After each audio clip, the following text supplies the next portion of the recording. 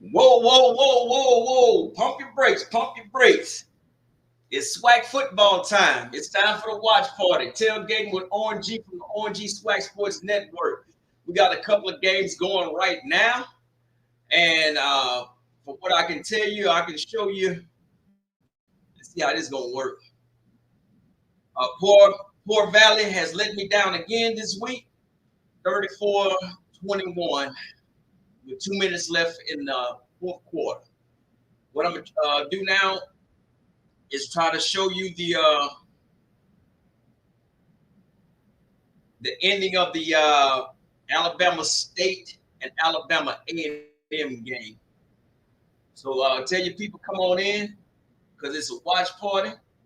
This game right here, this is the 6:45 left. Alabama A&M is 11, Alabama State 27.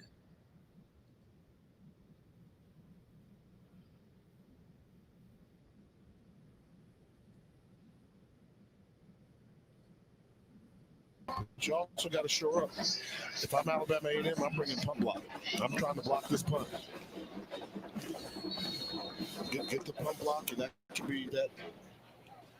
As you can see, get the spark back into Alabama the stadium. State. Return man standing on the 10-yard line. This score was 27-3. Let it go. Don't try and catch it. Anything in front, run up and end try of and the catch third it. quarter. They got a block. Oh, They blocked it. block punt. And it rolls out of bounds. Oh, wow. So you got some of what you want. Not the block you wanted. You know, you wanted the block where you hear the thud. Yeah. The thud. That means, oh, it's going in the other direction. That close, and you have to be concerned. You knew they were Look, he over there on the cell phone. and you get a hand on it. Muhammad Bakayoko got a piece of it right here. And you were hoping somebody could scoop it and score, but instead they get the ball back. Starting at their own 35-yard line, underneath they find DeQuadrian Welch, and DJ Welch. This game, as I predicted, it was going to be the Alabama State defense. And Alabama State defense has basically shut down Alabama A&M offense. If you're Alabama State, keep everything in front of you. You play quarters coverage, come up and make the tackle. Let them have that. Let them have those and make the tackle. See, good job trying to get to the sideline. They're going to keep the clock going, though, and did not get first down yardage. That was because of that body slam from DeMarcus Cunningham to stop Keenan Hamburg just short. So under 6 minutes to go here. Must score on this drive for Alabama A&M. And not even looking, just missed time there between Langford and Welch. And a good break on the ball by your man. I love the way you say it. I'm on Scarborough. Scarborough.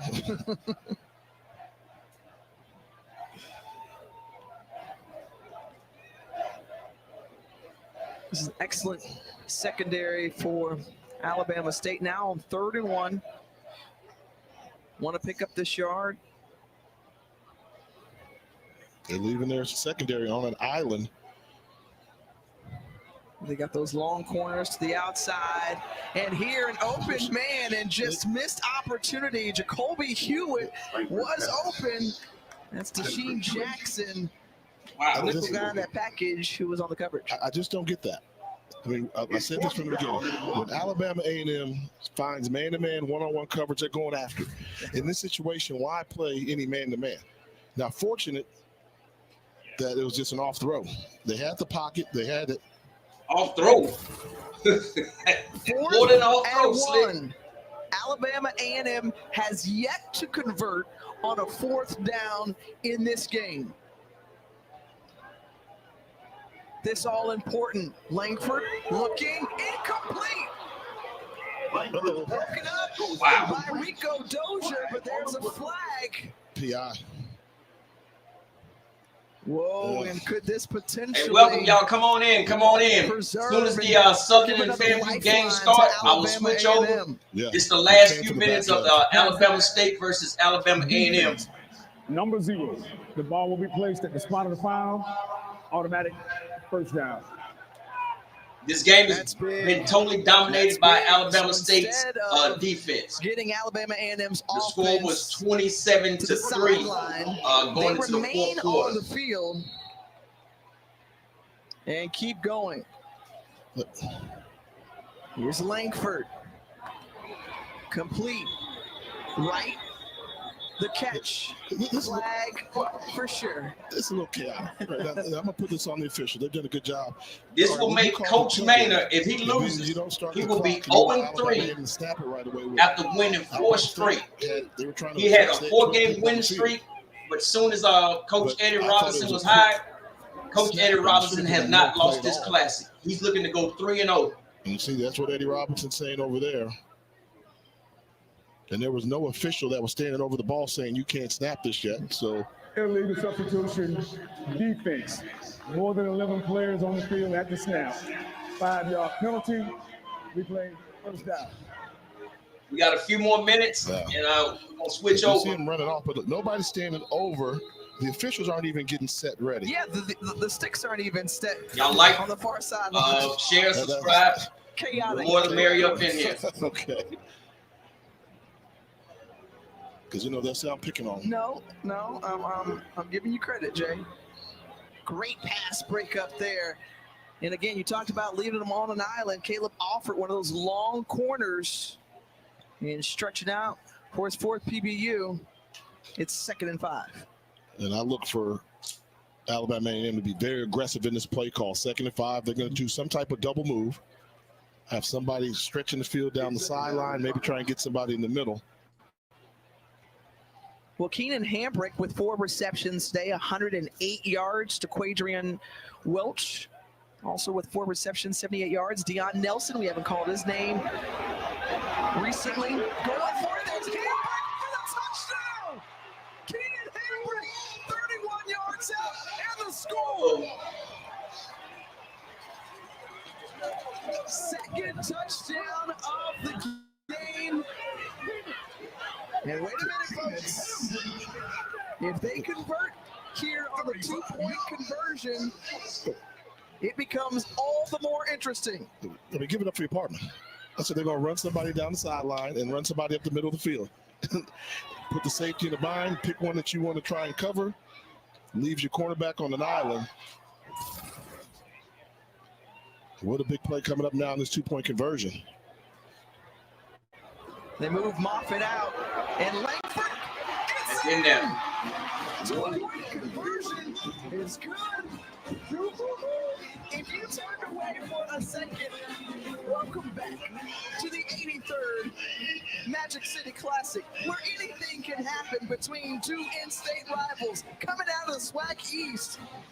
Alabama State and Alabama A&M. Okay, let's watch this touchdown again. You break it down, partner. Yeah, they put the cornerback or the safety on the island. If he went to the middle, then the cornerback was going to be exposed. Hamburg does it, and then the quarterback draw. But it's actually a counter draw, long development play, but you have a big, athletic, strong quarterback like they do in Langford. And all of a sudden, things got interesting. I think you said it right. If you blink, you missed it. Just got interesting. You should just make up your own song. Sometimes when you watch football games, do you ever kind of? No, you don't. No. And now, with 5 minutes left, no need to go. Also, Grambling and Texas Southern is getting ready to start. Keenan Hambrick grew up just about an hour and a half. Alabama A&M has put up 19 points all in the 4th quarter. Wow. All 19 points have came in the 4th quarter. Alabama State gives up about 18 points a game. So this is about the average, but I didn't expect all of it in one quarter. This is going to be a fun 5 minutes. Plus, will it be settled in regulation or will we go to OT? McMinn on the return and just slides down. And you got to remember, Alabama State is playing with a 4-string quarterback. Different than what we've seen from Alabama State, would you say, Jay? And continuing to try to run out the clock, we'll find out. Alabama A&M was running with games are on Tuesday. 31 points and the game. Rangers and Caps So at they 7:30 Eastern, and then significantly it's out down California for the in-state point-wise. matchup between the Kings and the Sharks. Coverage begins at 6 Eastern on ESPN2.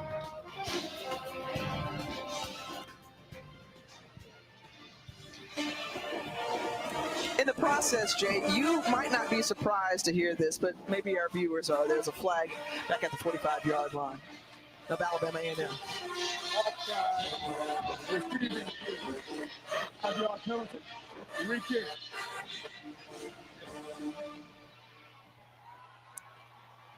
So offsides, as the referee was fighting with the band in the stands as they were playing. Did I hear him say A receiving team re-kick? I heard a re-kick.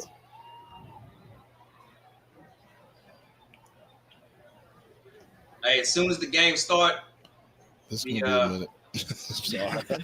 Sorry. Southern FAMU game, like we see it, right? it should be coming up in a few minutes. And we'll switch As over. they're figuring things out, I gotta say, tremendous Look at respect that these coaches have for one another. Eddie Robinson Jr. trying to plead his case on his side. Connell Maynor trying to sort it out on his You side. know, Eddie Robinson Jr. is from New Orleans. Went to Brother Martin. Played at Alabama State. At the 20-yard line. Member of Omega Psi Phi. Okay. Divine Nine. So where were we? And Where were we? And it's one of those pretty things. decent career, Eddie Robinson Jr., the He was coach, pretty, he's got to be calm, cool, collected, but momentum dominant shifted completely. at that Alabama linebacker A&M. position They at found a way the to get back in this game, and they've But got people don't Alabama know State he went to Alabama State on on an the academic ropes. scholarship, and he was a walk-on to the football team. So how do you So, want hey, to play it here? anything is possible, man. You got to get those downs. You have to play it like you got to lead, but you got to be traditional. You got to trust your quarterback a little bit more than you would want to in this situation. And he's done a good job in this game. He's not turned the ball over. He's been a pretty good game manager. It's a lot on his shoulder right now, but he's probably going to need to make some throws if you want to keep Alabama A&M from getting this football back. And remember, no Jamari Holtzclaw on the field for Alabama State. So Daquan Kinsey You with get the you 2 carry. more The first stop downs, there it's a wrap. by Marvin Smith. Clock continues to wind down. Well, Key, tonight we talked about his first career start, 13 of 19, 132 yards through the air, 2 touchdowns. Here playing in front of his home.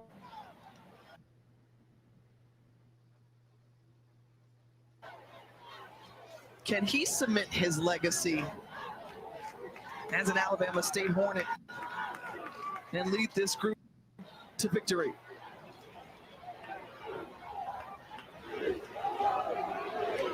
Kinsey again, and not much on the play once more. That's Marvin Smith, and he is pumped up. All right, the FAMU and Southern game just kicked off. FAMU and Southern just kicked off. It's not It's Key's fault, but Southern got the ball Alabama State was up by 20 about at the points.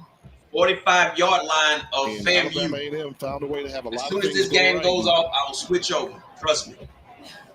With this third down coming up, I think you have to ask the freshman quarterback to make a play. False start on Southern. And can he deliver here? The pitch, Nothing. nowhere to go, and a flag comes out in the process. And again, this Bulldog defense has new life. I mean, they've been injected with momentum as they're only down by 8. Illegal shield offense, number 75. That penalty is declined. 4th down. Okay. So the defense holds, does their job for Alabama A&M. Another look at it here. Yeah, they thought they had the shovel pass set up, but no, great job by Andrews doing the job you're supposed to do as a strong side linebacker, making the stop. And get ready. We told you it's the classic. We've never seen a team run away with one of these. It doesn't appear that that's going to be the case today either.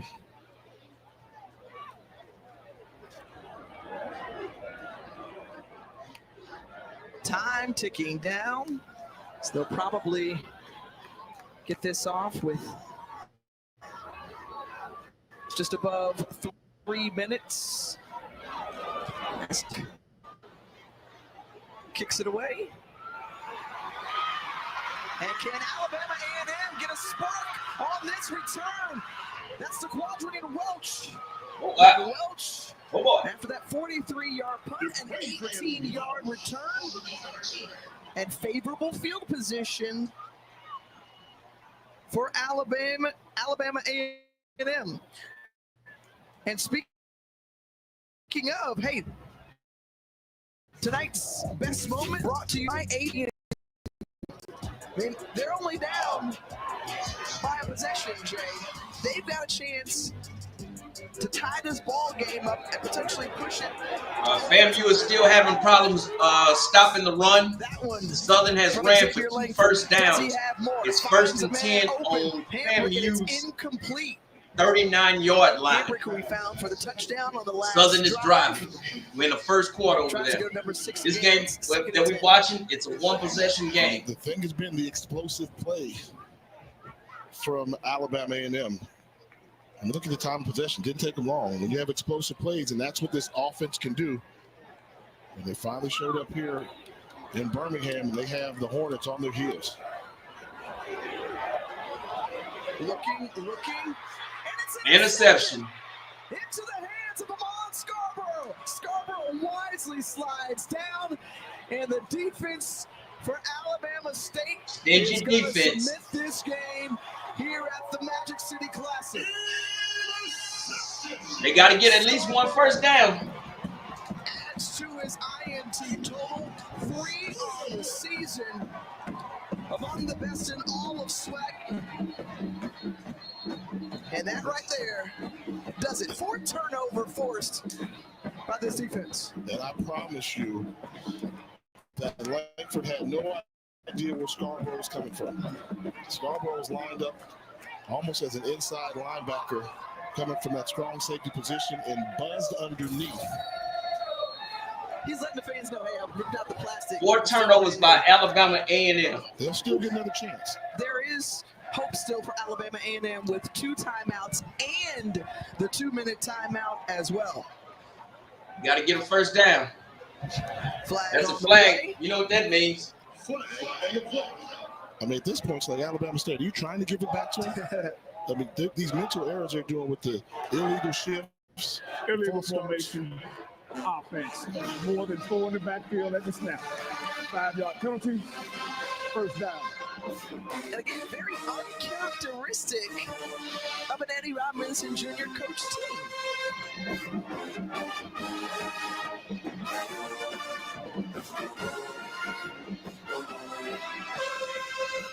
Well, Connell Maynard.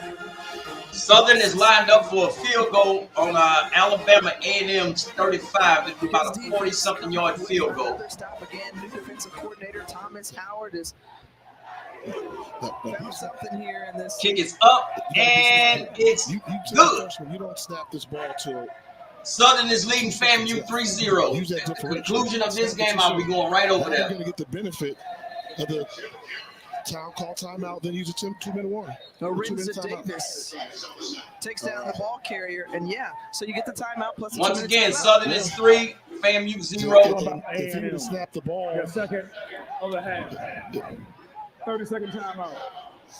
I mean, the difference is if you snap that ball with like 2:02 on the clock, it takes like 3 seconds to run a play. And then you're into the 2-minute timeout. Then A&M has to show their hand a little bit, but little details like that, little paying attention to detail like that. It's so tough when you've got, a freshman out there. He's thinking, I'm doing the right thing. I don't want Earlier today, Jackson State played Jekyll and Hyde.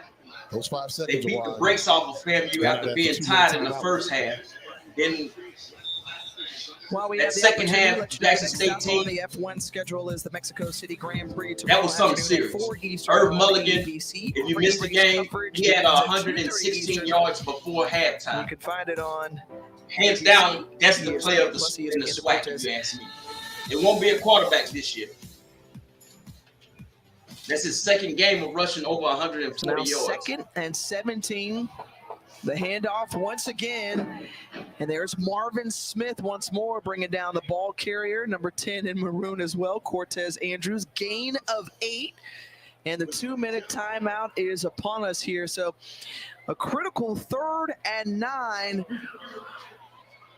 will take place as it brews a little bit more with the 2-minute timeout here in Birmingham. This in-state rivalry getting all the more interesting. You'll want to come back to find out what happens. Changes in the air. All right. As I said, this is OREN G and the OREN G Swag Sports Network. We're on a commercial break right now from the game.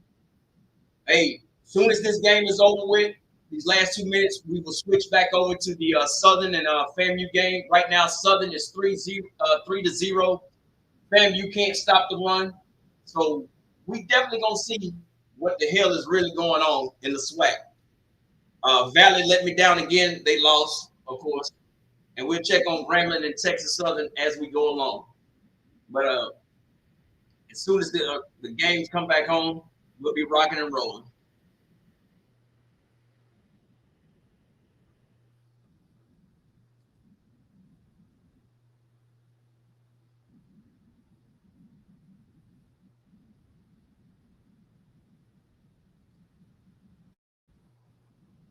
It's like he's chasing an ice cream truck. Ice cream! He got his iPhone 16 Pro, the first iPhone built for Apple Intelligence. Cuz holding it up like a baby lion. Homie takes those T-Mobile savings and calls it a day. Respect. Now at T-Mobile.com, get the new iPhone 16 Pro on us. And families can save 20% every month versus the other big guys. At Burger King, we flame grill our burgers. Why? Because that's how it should be done. Hot, juicy, smoky, flame grilled, and made your way. Come experience the flame grilled difference with 2 Whopper Juniors for just $5. The Hawaii Buck is a Kentucky mule born in Hawaii. This drink pairs really well with the ahi poke because the bullet bourbon really opens up the aroma of the ginger syrup, makes it feel so bright.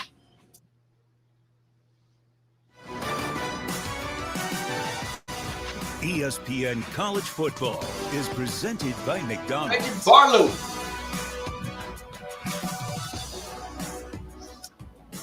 Some of the greats from Alabama State, Reggie Barlow, the late Tavares Jackson, played in the NFL. The Vikings, Seahawks, 2nd-round draft pick helped Alabama State win back-to-back SWAC title games. Rest in peace. What about Titus Howard? Titus Howard currently with the Texans. Yes. 1st-round pick from Bama State a few years back. And we just ran into Reggie Barlow, actually.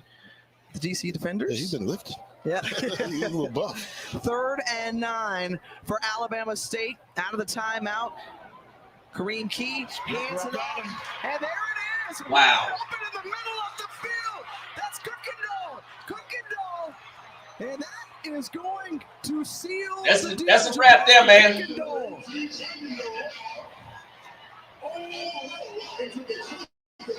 60-yard run from Cookendall. Sprint draw and roll. 60 yards. Great design. One thing that Will Coach Manning keep his job after this? This is 3rd straight loss to Coach Eddie Robinson in this classic. Can Coach Manning keep his job? That's all I want to know. Valiant effort in the 4th quarter, but you were dominated for 3 quarters. They're going to kneel it. You know. All right, just give me a second. They in formation.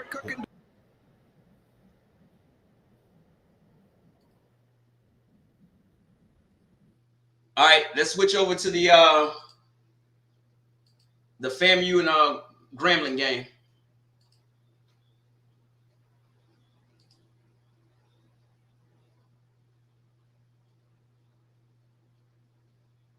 A&M. He's short by a few yards. The stats will show that this is the Rattlers' most effective means of moving down the field, utilizing their receivers, several different receivers. Gassett is the lead. Look at Daniel Richardson, offensive player. Defense, James Ash. Offensive impact player is DeQuan Kinsey Jr., senior. And defense, Eamon Scarborough, senior safety. And, of course, those are the impact players brought to you by GM. Here's Florida A&M really running the ball for the first time on this drive, and it looks like they'll have enough yardage for the first down. Thad Franklin.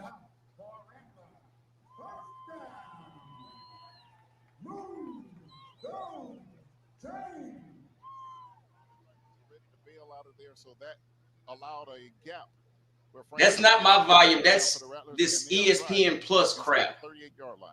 Florida A&M using all sorts of motion here. Here's Daniel Richardson throwing it in the flats. He's got to complete once again to Franklin. Franklin tries to break a tackle. He'll pick up positive yards on first down to bring it up, making it second down. Another thing we're seeing is a sped up offense.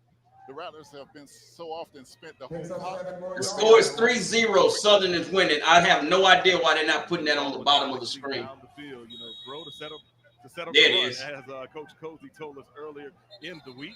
And it's 3. And we got a penalty marker on the play. Pass is complete to number 6, Kobe Gross. However, it looks like there was a Rattler pleading with the ref. We don't know, but it looks like there's going to call something against the Rattlers, and they are facing the way. After the play is over, personal foul. Number 63 of the offense. 15-yard penalty.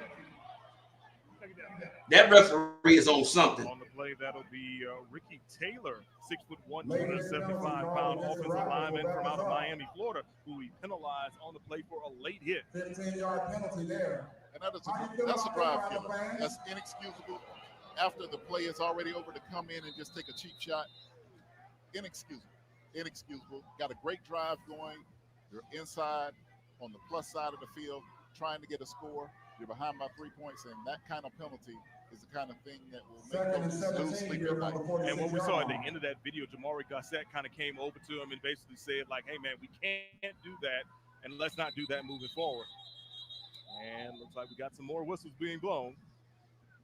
Well, I don't see a flag, but I think the referees are going to adjust something because they came running in before the play, and there aren't any flags, so it's probably something they're going to have to see.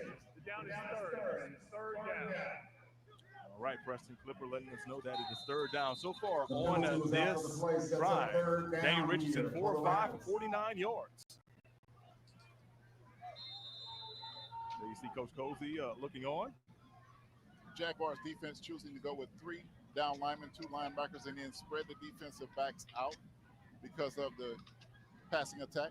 Rattlers are splitting out the tight end, so there are 4 receivers in space as well as the running back. Trips to the top side of the field, single receiver to the bottom. Richardson doesn't look like he was ready for that.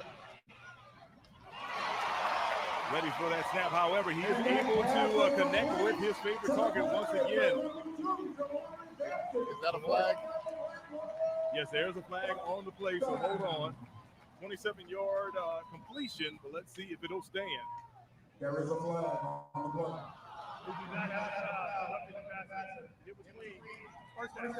No penalty on the play. You can move. So Florida A&M moving the chains, and once again, they are in Jaguar territory following the 27-yard completion from Richardson to Gassett. Rattlers had a little over 75% in the red zone, 14 for 18 this year. So we'll see what FAMU does in this first quarter.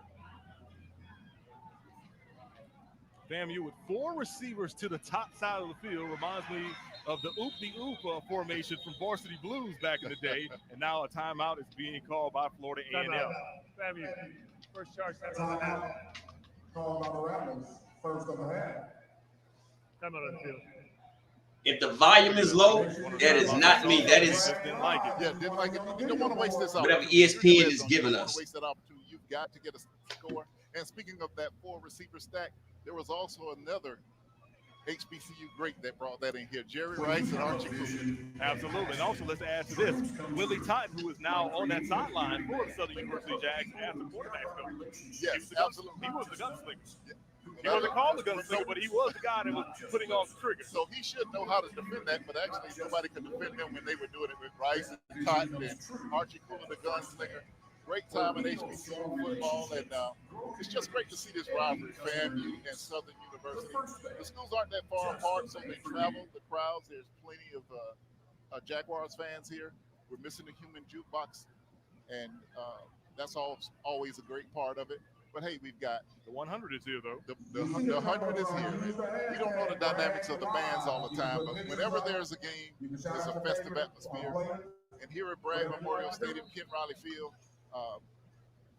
great group of students here. Also want to remind you that homecoming is next week, so sometimes that does have an effect on it. When you've got a week before homecoming and people have to decide, to travel to Tallahassee 2 weeks. So the Rattlers will take on Texas Southern next week for homecoming. But right now, they're trying to get this score on Southern University.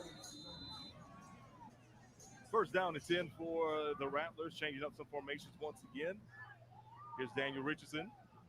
He's been consistent on this first drive for the Rattlers, and the handoff goes right up the middle. Oh! Franklin, but he is hit. Ball is loose and is recovered by Southern University. Wow! That is typical of this Florida A&M team. The ruling on the field is the ball was fumbled. Ain't no ruling. It was a fumble. Big fumble. Turnovers this season, and that is symbolic of the season that the Rattlers have had. Great drive, and just an unfortunate situation, a fumble, a great hit. Maybe you cover that ball with two hands when you're approaching the defender. Fortunately, had it in one.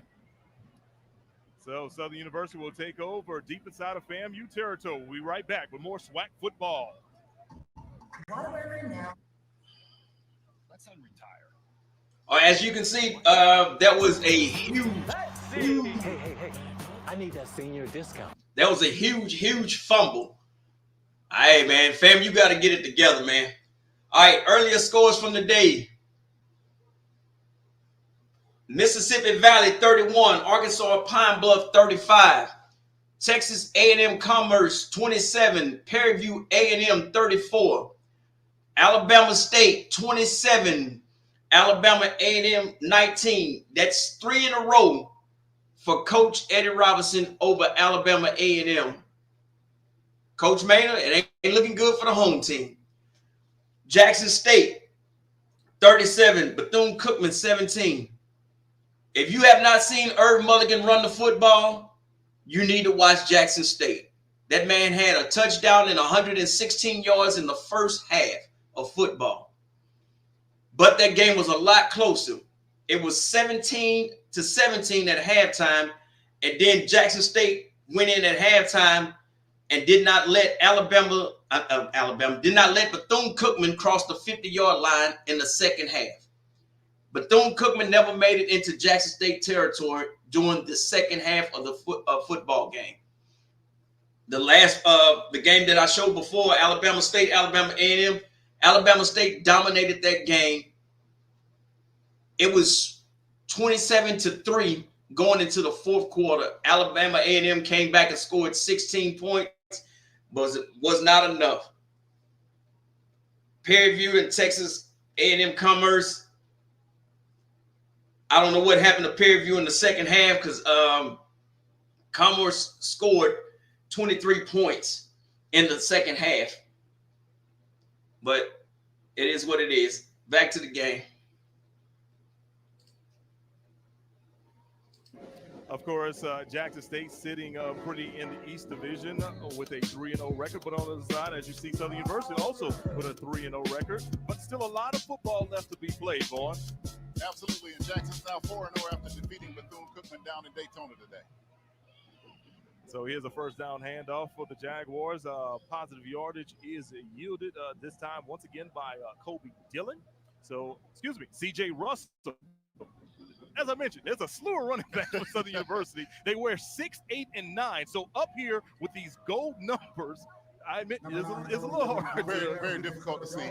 Absolutely. Here comes second down for the Southern Jaguars. Back in the shotgun is Noah Biden once again. Throwing out of his end zone. He's going deep. And he's got a man, but just out of the reaches of his wide receiver. So third down will be coming up for the Jaguars. Intended wide receiver on that play. And coaches are always nervous when the quarterback drops back in the end zone for the potential of a safety or a fumble, which can lead to a touchdown. But if you're coming in, please hit the like button. Offensive line held very effectively, and they almost got it to the receiver. Yes, Davion Brown had a step on him just out of the reaches in which he can make that catch. So third down coming up.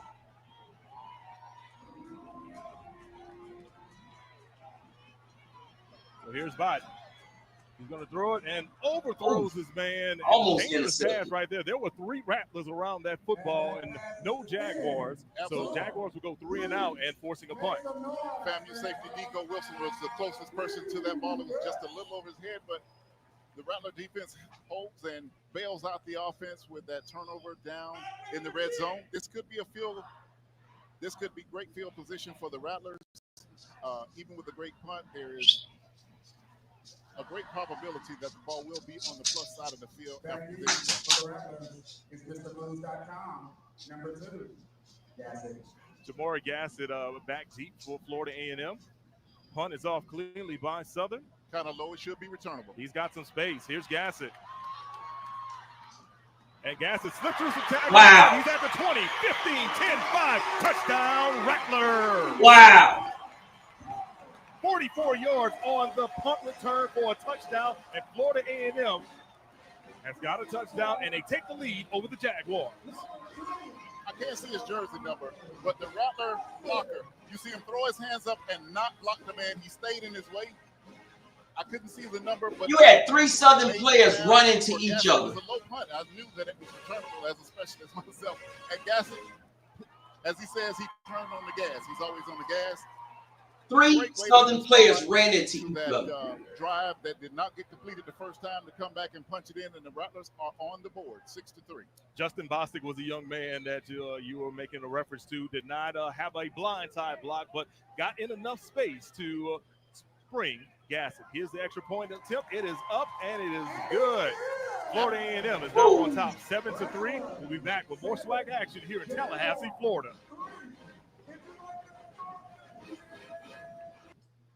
Well, that's what you call horrible special teams. That was horrible. I don't know if you caught that, but it was 3 Southern players who actually ran into each other. And that man, anyway, man. The stats from the earlier games.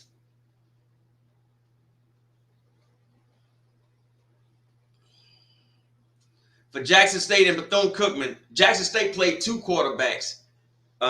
Jacoby Morgan went 14-18, 138, and 1 touchdown. And Cameron McCoy went 2 for 7, 26 yards and a touchdown. Bethune-Cookman, Luke Sprague, he was trying to look like Dan Marino back there. 15-23, 192 touchdowns. Rushing, Irv Mulligan for Jackson State. 18 carries, 171 yards, and 2 touchdowns. Travis Terrell, 8 carries, 86 yards, had a long run of 60. For Bethune-Cookman, Dennis Palmer, 20 carries, 73 yards, no touchdowns. And then the next player had 4 carries and 39 yards. Receiving, Irv Spencer for Jackson State, 4 receptions, 61 yards, 1 touchdown. The longest was 29 yards. Fortillion, 4 catches, 47 yards, and a touchdown. Fortillion had 2 straight sick catches in the end zone. 1 was a touchdown, 1 wasn't. For Bethune-Cookman, Mr. Huggins, 4 receptions, 50 yards, a touchdown. Lorenzo Jenkins, 3 receptions, 43 yards, and 1 touchdown. Both of them was 18 yards apiece. And Jackson State had 0 turnovers. Okay, the game is back on. by Pepsi is brought to you by Pepsi, official partner of the Southwestern Athletic Conference, and by GM, proud sponsor of the SWAC. Rattler fans on their feet following a 44-yard punt return by Jamari Gassett to put the Rattlers on top 7-3 over the Southern University Jaguars. Gassett, not the normal punt returner, but Doc Holliday, former head coach at Arkansas Pine Bluff, is now the special teams coordinator at the Rattlers. Coach Willie Simmons brought him in, and they dialed up a great return on a low punt. It was returnable, and the Rattlers did not. So often on punts, almost every time there's a punt, you expect to see the yellow flag for holding. Rattlers resisted the temptation, and Gassett was able to do the rest. Here's the kickoff for the Rattlers into the hands of the Jaguars, and here's a good return right there.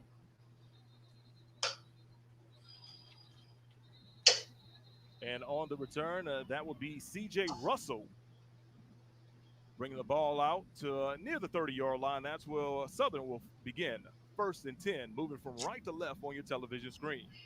So, Vaughn, after a punt return that results in a touchdown, what do you think Coach Graves told the squad on the sideline in between all that? We've got to come back and do what we do best, which is run the ball and take back control of the momentum. The Rattlers lost momentum with the fumble inside the red zone, but took it right back after the defense went 3 and out, and the punt return team was able to punch it into the end zone. So Coach Graves says we need to get our momentum back with what we do, and I expect them to go back to the running game.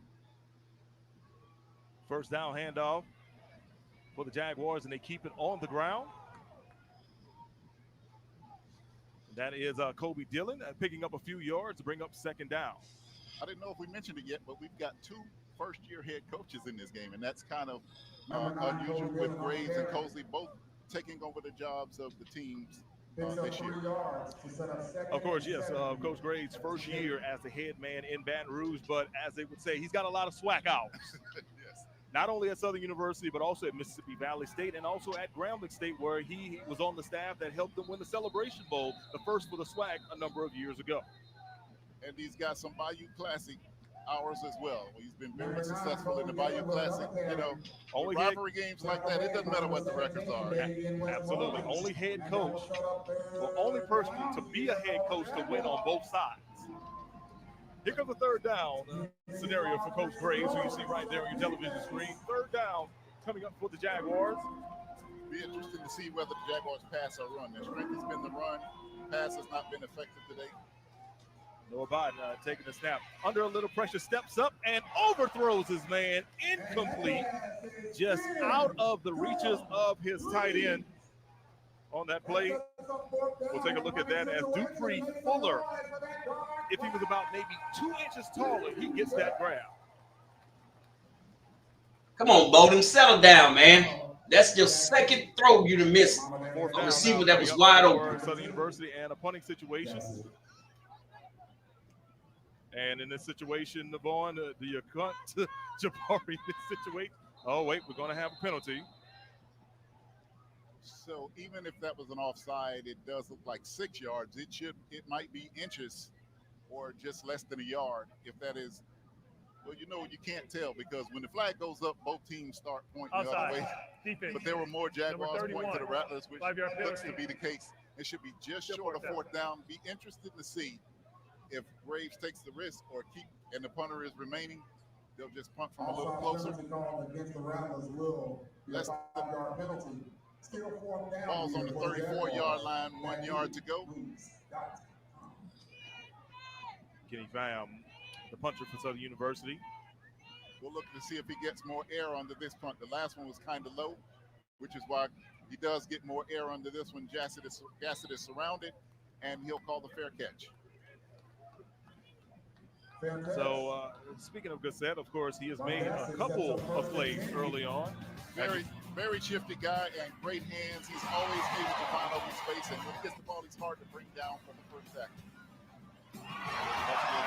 They're getting into the red zone. They couldn't score on that offensive drive, but watch this. One, look at them 3 stooges.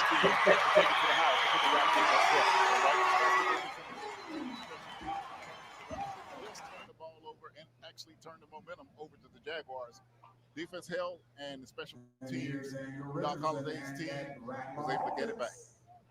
Also talking to Coach James Cozy this week, another thing he was happy about when it comes to playing at home was not just the fans, but also for the students as well. So you saw for sure that Gazette went straight over there and, just hung out with the students as a swing pass is thrown over in the flats to Bo Somerset. He makes a man miss and picks up a couple of yards on the play to bring up second down. But yeah, as I mentioned, Vaughn, they talked about they wanted to definitely, play this game for the students who come out here and cheer on their fellow classmates who are these student athletes. As we mentioned, we saw Gazette go over to the student section and be like, hey, here I am. They feed off of the students here at Bragg Memorial Stadium, and the students help them because they harass the visiting team. Rattlers with just won a few runs today. It's a little flip pass over there. Positive yardage. Goldie Lawrence is the recipient, and things get a little chippy, but quickly the coaches get in between the players. It's Jaguars and Rattlers. It's always going to be chippy. We've been playing for so long. It's automatically going to be chippy, whether they're playing marbles, football, basketball, or whatever. Great rivalry. Two great universities. Today is the battle of the A&Ms. A lot of people do not know Southern's full name. Southern University and A&M College, and Florida A&M University. Absolutely. Of course, Southern University usually just goes by Southern, but you're absolutely correct with the A&M part. Here is a running play right up the middle. Bo Somerset once again, and we got a little bit more chippiness. A lot of extracurriculars and a flag. You were just talking about this, ball. And it looked like the official was looking at the Rattler. Even though he had backed away, maybe he told him to stop talking and he continued to talk. But this is the kind of thing that drives coaches berserk. Absolutely unnecessary penalty. Coach Cozy has emphasized that penalties within normal play he doesn't like, but he can deal with. That was an absolutely unnecessary penalty. After the play is over, unsportsmanlike conduct, number 71 on the offense. That is first unsportsmanlike toward disqualification. Fourth down.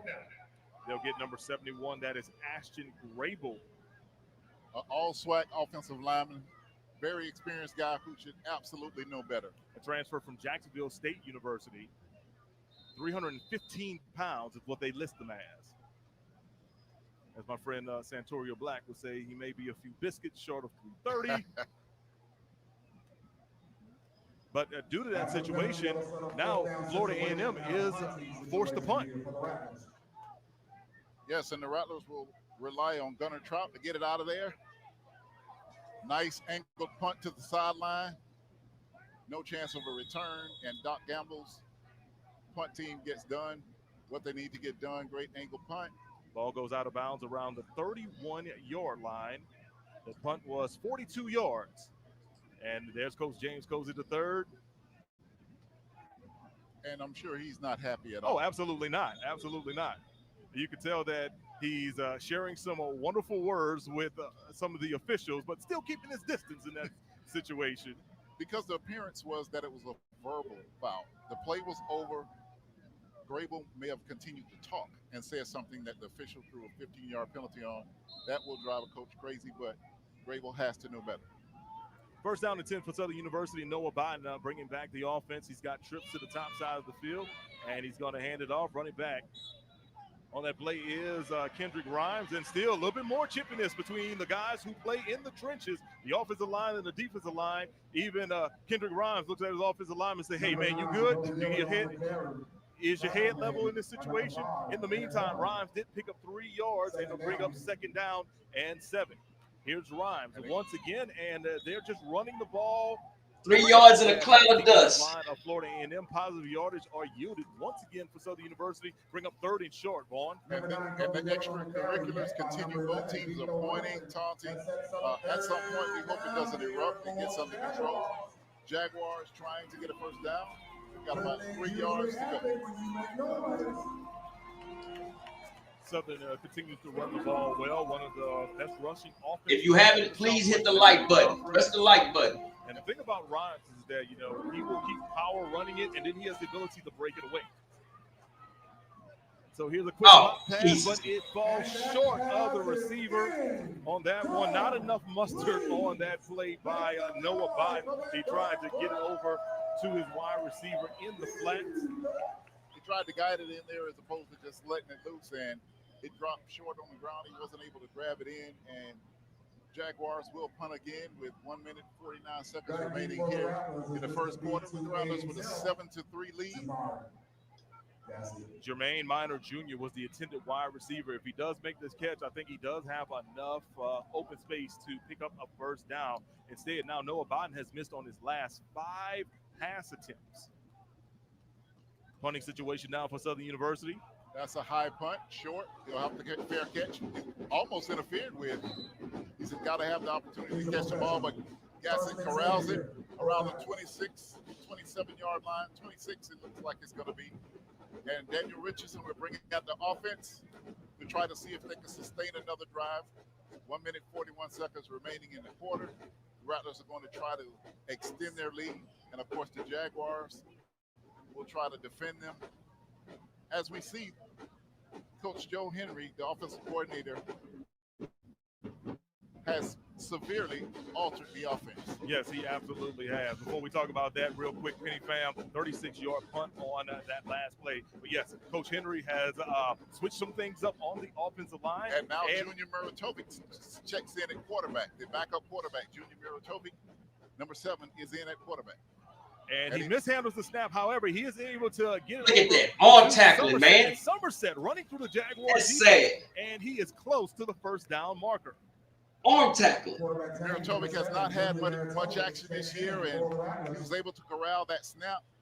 But we talked about Joe Henry switching up the offense. What's FAMU doing? Miratovic in for Daniel Richardson. They put in Dan Marino, huh? It's not just the offensive line. It's not just the sets with the 4 receivers. But Bethune-Cookman put in Dan Marino earlier. So in that quarterback, Junior Miratovic, this time he corrals the snap, throws it quickly out. The ball is caught by his man. A short game on the play, picking up a few yards is Marquez Bell. Pass is complete to number 4, Marquez Bell. And as you see the replay, Miratovic just drops back, spots his receiver, and puts the ball right on the money. Number 21 on the tackle. And the Rattlers will keep going in a hurry-up, semi-hurry-up offense, not really rushing, but not taking the time that they usually take between plays. And Miratovic wants to continue this drive. So here's Junior Miratovic in the backfield. Oh, and he hands it off, and he is to his man Somerset, and Somerset is met in the backfield for a loss by the one, the only Kelby Gibbons, the SWAC preseason defensive player of the year. Kelby almost took that handoff. he was back there quick. He almost took that handoff. What pursuit on that play? There wasn't a mishandling. He just made his way through the offensive line, and as we count down the seconds, we'll see if the Rattlers will take a play before the end of the quarter, and it looks like they won't. That is the end of the first quarter. We have played 15 minutes here in Tallahassee, Florida. FAMU leads 7-3. We'll be right back. Democrat judges put their soft-on-crime agenda before our safety. They're backed by the rat. Oh, no, we ain't listening to none of that crap. Make sure y'all do go out and vote. All right. Scores. Texas Southern is 7. Grambling is 0. Not surprised. The game we watching, Southern 3, FAMU 7. Valley 21, Pine Bluff 35. Texas A&M Commerce 27, Perryview 34. Perryview won their homecoming. Congratulations. And the Magic City Classic, what they say might be the final straw for Coach Maynard. That's 3 losses in a row to Coach Eddie Robinson. Alabama State wins 27-19. Coach Maynard has over 100 victories at Alabama State. He might be singing It's So Hard to Say Goodbye, because three losses in a row in that conference, in that classic, you might be done, bro. So we definitely will see. Now, it was said in the chat that Mr. Crowley was benched. I'm looking at the game now. He's not at quarterback. I don't know if he's hurt or not, but he's not at quarterback. I don't know who was. Hey, what's going on over that way? Just wow.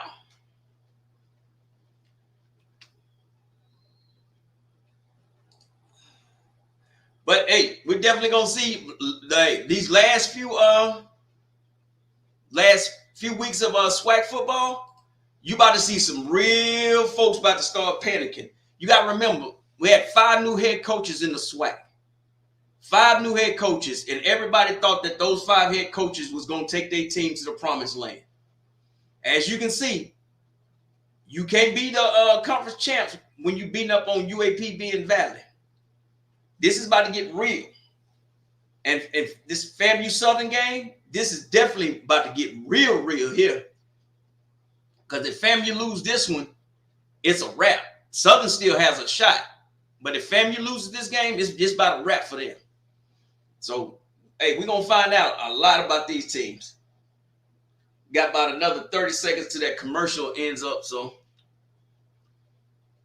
So definitely with the pressures on FAMU to win this game. They have to win this game. Southern, yes, you need to win, but if you lose, you still 3-1 over there in the West. And how Texas Southern is playing Grambling right now.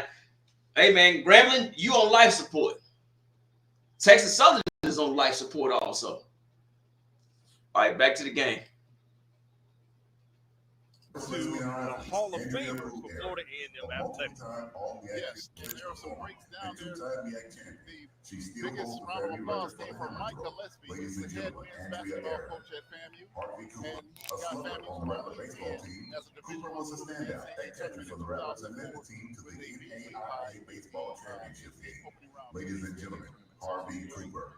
Great Hall of Famers there. Great class for FAMU. Congratulations. Hey, just hit the like button. You're welcome. Every Saturday. I'm pretty sure you have if I'm here, not at a game, I stream games, no charge, no nothing.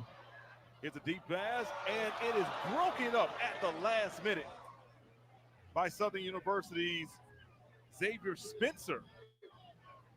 3 against 3 right there, because on the other side, it was Jalen Ward who was the intended wide receiver.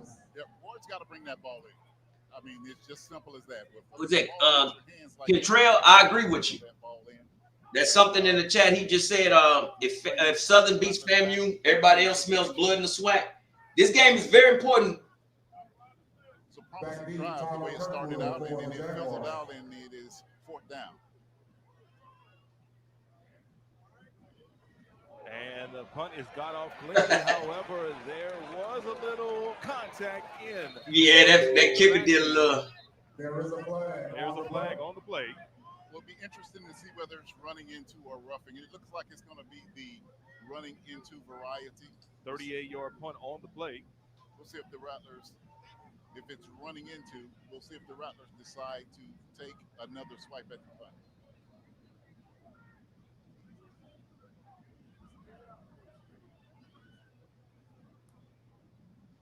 That glitch is in that glitching. What's happening? That is ESPN Plus, and they regular coverage of the SWAC. I hate how the way they cover the SWAC. Decides to take the field position because a great punt, no return on it, and the Rattlers will rely on their defense. If it was roughing the kicker, that's a different thing. I never rooted for Southern, but I'm rooting for Southern today. I can say FAMU did not make too many friends coming into the SWAC. I can tell you that. Their field position down at the 25-yard line. That's still funny. James Coach in the third. A pair of all-conference defensive backs back in the day. Yep. So they're matching which on the defensive side of the ball. Now, in Southern's last 3 possessions, they have gone 3 and out. Look to change that on this drive right here. Well, the Rattlers have done their best job of containing the first down, and here they are giving up a big run. They kept the Jackson. Yes, HBCU Go does have great streaming. Success of the Rattlers on that first down. I was watching CJ Russell, the 8-yard Jackson State game earlier on one screen. Then I had another screen that was on the Valley game, and then I had the other hand it off once again to CJ Russell, and he'll have channel on ESPN. I was watching 3 games at one time. That was made by Florida A&M's. Yeah, ESPN Plus is. I don't know what they're doing, but as you can see, just right there, the scoring See his just went off. frustration, that shoestring. It's just enough, that's sad they do that. though. But he did get the first down at the 36-yard line. There's Noah Biden back in the shotgun once again. He'll pull it, and he'll complete the pass over in the flats, and he'll pick up about 8 yards on the play. For the Rattlers, that was number 3, Kendall Bowler, all-SWAC defensive back, who has already been invited to the HBCU Senior Football Classic. And there are several scouts watching Bowler. There's another handoff right now for the Jaguars. Up the gut once again looks to be C.J. Russell, and I think he's got just enough yards for a first down. Yep, they're going to move those chains. That's FAMU's problem the whole season. So once again, Southern their left side of the defensive line cannot stop the run. Similar situations like they were last week at Alcorn. They're finding positive yards in the rushing attack and challenging Florida A&M to stop their rushing attack. Here's Russell right here, and really going to the left. Maybe a loss of one. FAMU's right side of the defense line is good. Their left side is horrible. Line for Florida A&M led by big number 99 number 99 Clyde Pender, 6'1", 295 from out of Tampa, Florida. We got 299s. I should have figured that the one that's a little bit bigger playing on the defensive line. Always. And as the road goes this year, the referee stands over the ball. If the offense makes a change to allow the defense to match widths. 10 seconds remaining.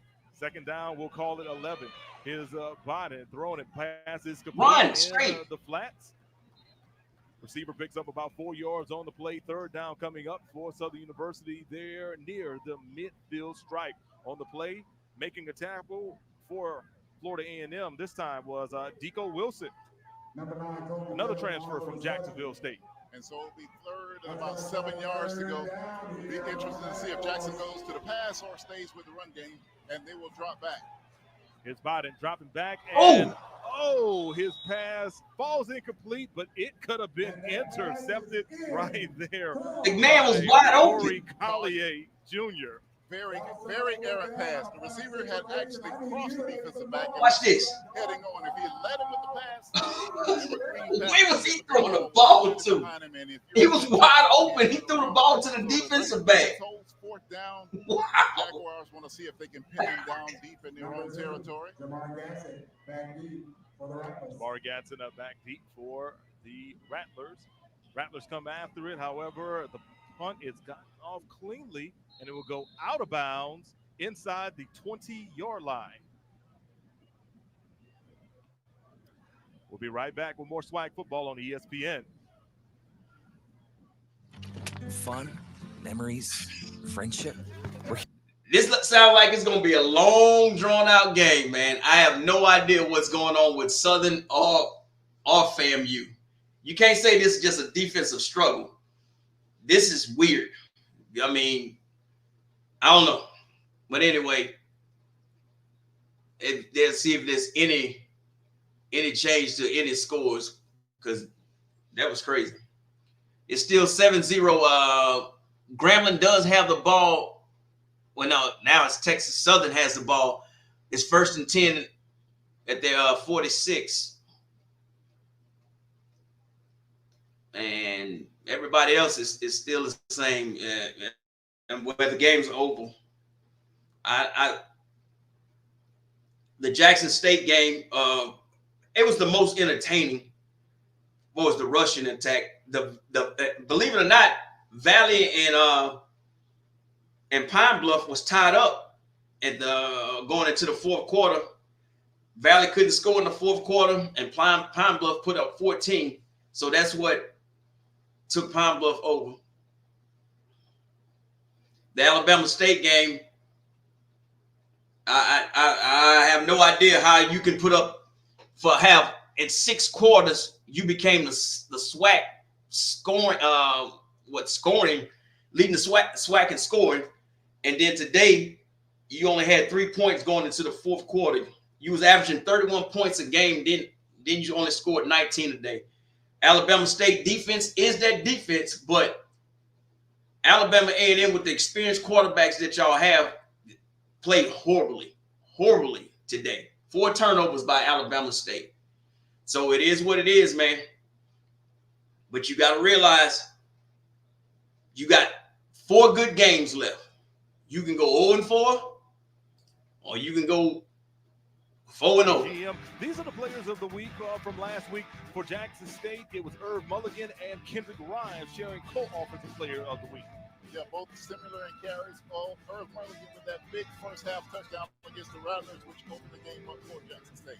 For the defense, it is Andrew Jones, the outstanding linebacker from Grambling State University. Absolutely, Grambling State has been successful. And as we get back to the game, Richardson is back under center. Oof. And Richardson overthrows his man. Ball falls incomplete. Second down coming up for the Rattlers. And you have to wonder at this So point, FAMU starting quarterback is back in the game. Or maybe his confidence right now after being substituted out after he was playing considerably good football. You know, earlier in the week, I Trail, I can tell you this. Just that his confidence after Coach Maynard is 0-3 against Coach Eddie Robinson in that classic. Last week against the Since Coach Eddie Robinson was hired in 2021, his first game was in 2022. He has not lost the Magic City Classic. Richardson stepping up in the pocket, and the ball falls incomplete. Third down coming up now for Florida A&M. The intended wide receiver on that one was Carter Johnson, the transfer from Pittsburgh. Well, that's no fault of Richardson. He zipped that ball right in there. Carter Johnson has to hold on to that ball. It was a great throw and was just not taken down to the ground. And now the Rattlers find themselves at 3rd and 10 and behind the chains. Coming into this game, Richardson had over 1,400 yards and 12 passing touchdowns, averaging about 238 through the air per game. Third down and 10 for the Rattlers. Richardson. Screen pass. Screen. He gets over to Dean. First down. Dean will pick up enough yardage to move the chains. First down for. And that is the best way to use Kelvin Dean Jr. As you see, he comes out of the backfield, gets past the first level, and then gets the ball in open space.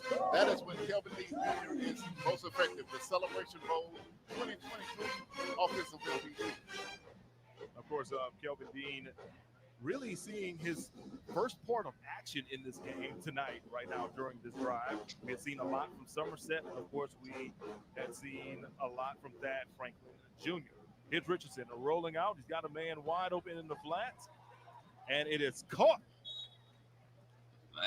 First down.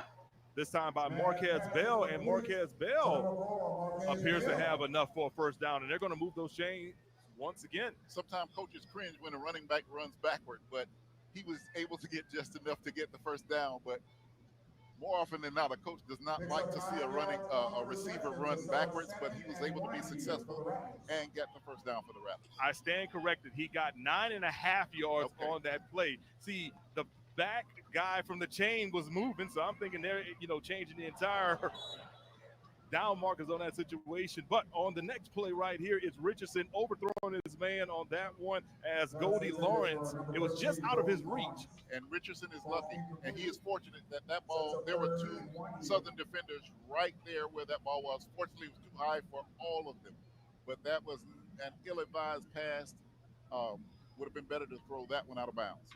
Rattlers facing 3rd and 1, and we'll see what FAMU dials up at this moment. Very important third down once again coming up for Florida A&M. We saw them convert 1 third down already on this drive. Can they do it a second time? Richardson throws it right there in the flats, and it's going to be very, very close following the catch right there made by Carter Johnson. Johnson was upended by another Johnson, Horatio Johnson of Southern University, and it looks like he is short. And Miles is a load. It's a long way to run around Miles, and very agile to get out on the flank and stop that tight end. So it looks like they may be doing a measurement, or Coach Cosley's calling for a measurement, but they signal 4th down. They have signaled 4th down, so Coach Cosley and Coach Henry, they've got to make a decision. Keep the offense out there or punt the ball away to Southern University. They have moved it closer. It's literally inches now. 4th down marker is literally 4 inches away from that first down marker. So we'll see what Joe Henry dials up here on this 4th and inches. The offense is still remaining on the field.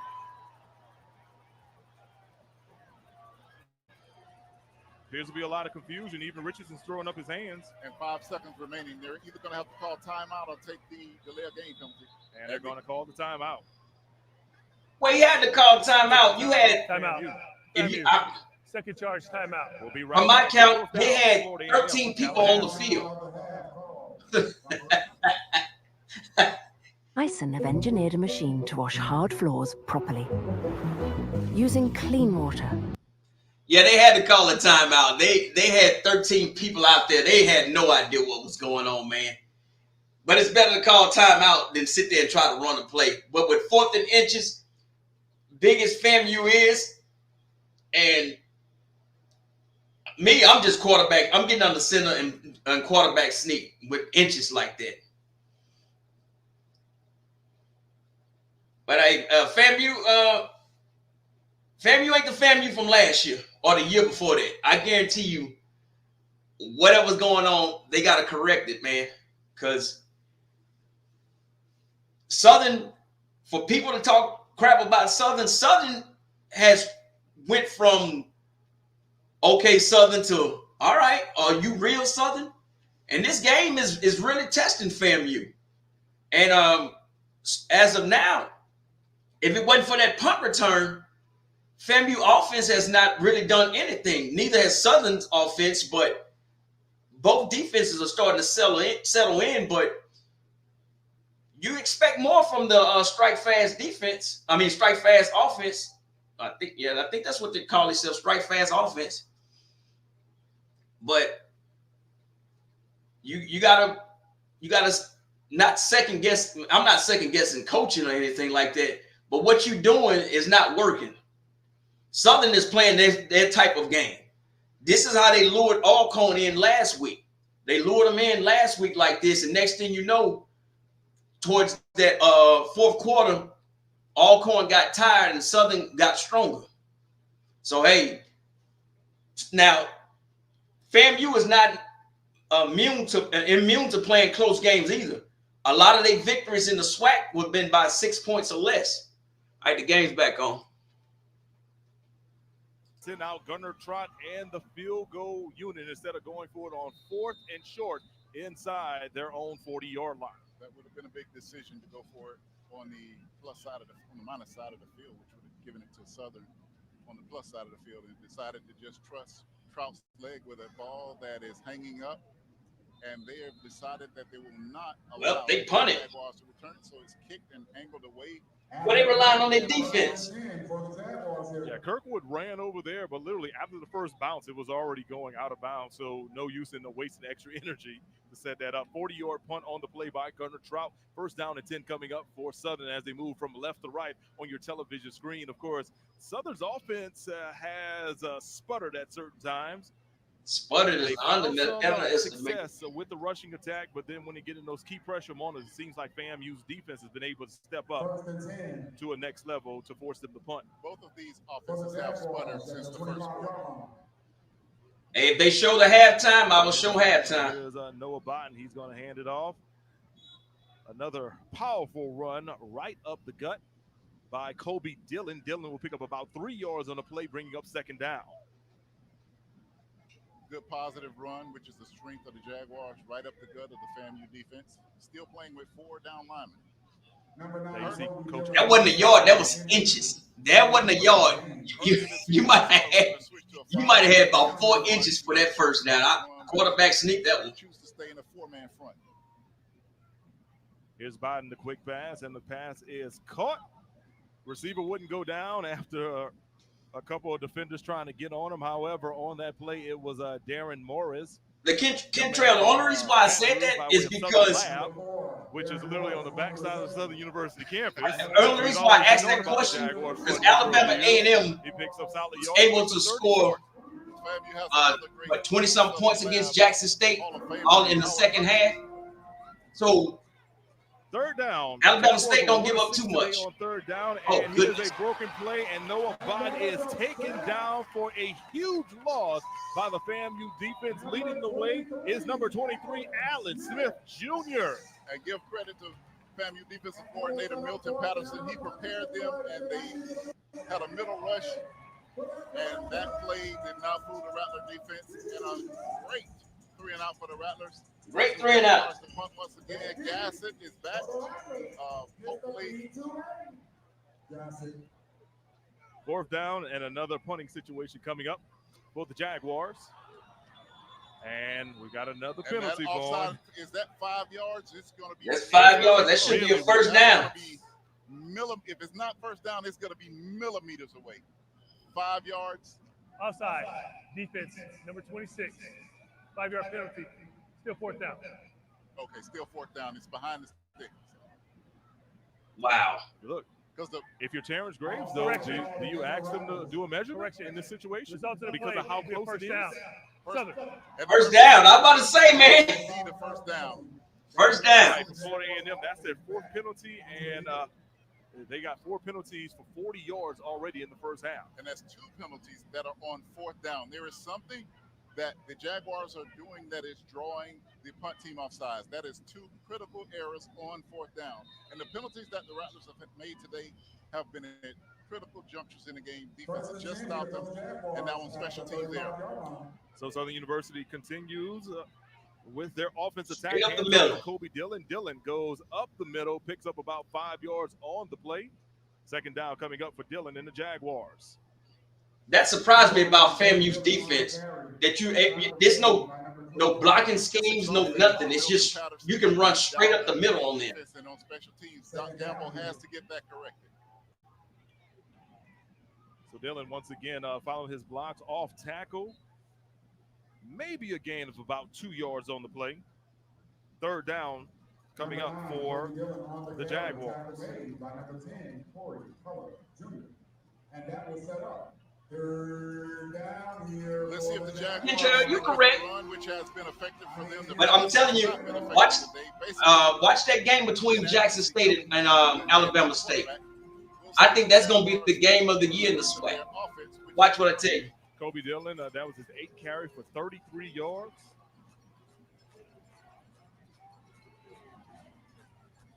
Here's Biden with motion, stepping back to pass. Throwing wide open. Pass is caught. Southern will get a first down following the completion over to his wide out. And they're going to mark progress at the 49-yard line. And that's Darren Morris helping Southern pick up a first down to move those chains. Nice pass out of the backfield, coming all the way across the field, dragging right under the safeties, and get that first down. So the Southern passing attack has not been great this evening, but it comes up solid on when they need it. Here's another handoff up the middle, and moving the chain possibly is Kendrick Rhymes on the play. He's getting very, very close to that spot. And ref is signaling for the first down. First down run by Kendrick Rhymes on the play. Take another look at it, Vaughn. Great, right up the gut. That is the strength of Southern University, running between the tackles. And they're going deep. Biden is going deep and overthrows this man. It'll be intercepted in the end zone and running it back out for Florida A&M. And they've got a convoy. What a big game-changing Herman play. Brister right there with the interception, bringing it all the way back deep inside of Jaguar territory. Jaguars have not been accurate on the longer passes. That ball was nowhere close to the defeat. It was only to the FAMU player. He positioned himself, got the interception, not only got it, but made the decision that he had a convoy on the left-hand side after he avoided the first runner, runs it out of the end zone, and FAMU has position on the plus side of the field. A 59-yard interception return by Brister. We'll be right back. For 15 years, the Home Depot Retool Your School program has been championing HBCUs. We've been right there with campus grants, scholarships. Well, as you can see, this turned out to be a defensive game. But you got to watch Southern hanging around in games like this. At FAMU, you need to put up some points, and not just on special teams. You need to put up some offensive touchdowns, man. All right, Grambling has got on the board. They kicked a field goal. It's 3-7. Texas Southern has the football, 1st and 10 at their own 32. And that's just about it. and his stats from the game.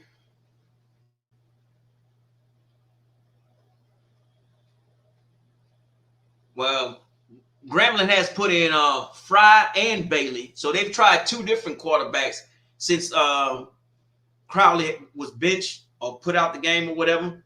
Austin Fry is 1 for 1 with 4 yards, and DJ Bailey is 1 for 3 with 4 yards. So it ain't looking too good for Southern needing a quarterback. For Texas Southern, Jace Wilson is 6 for 9 with 59 yards. And rushing, Trey Bradford, 5 carries for 23 yards. Hartgrove, these are Grambling, 5 carries for 22 yards. For Texas Southern, Rafino, 7 carries, 31 yards. Wilson, 5 carries for 22 yards. And Quintel Quinn, 2 carries for 17 yards. So that looks like a slow-moving defensive game over there also. Receiving, Texas Southern, Jaron Johnson has 4 catches for 50 yards. So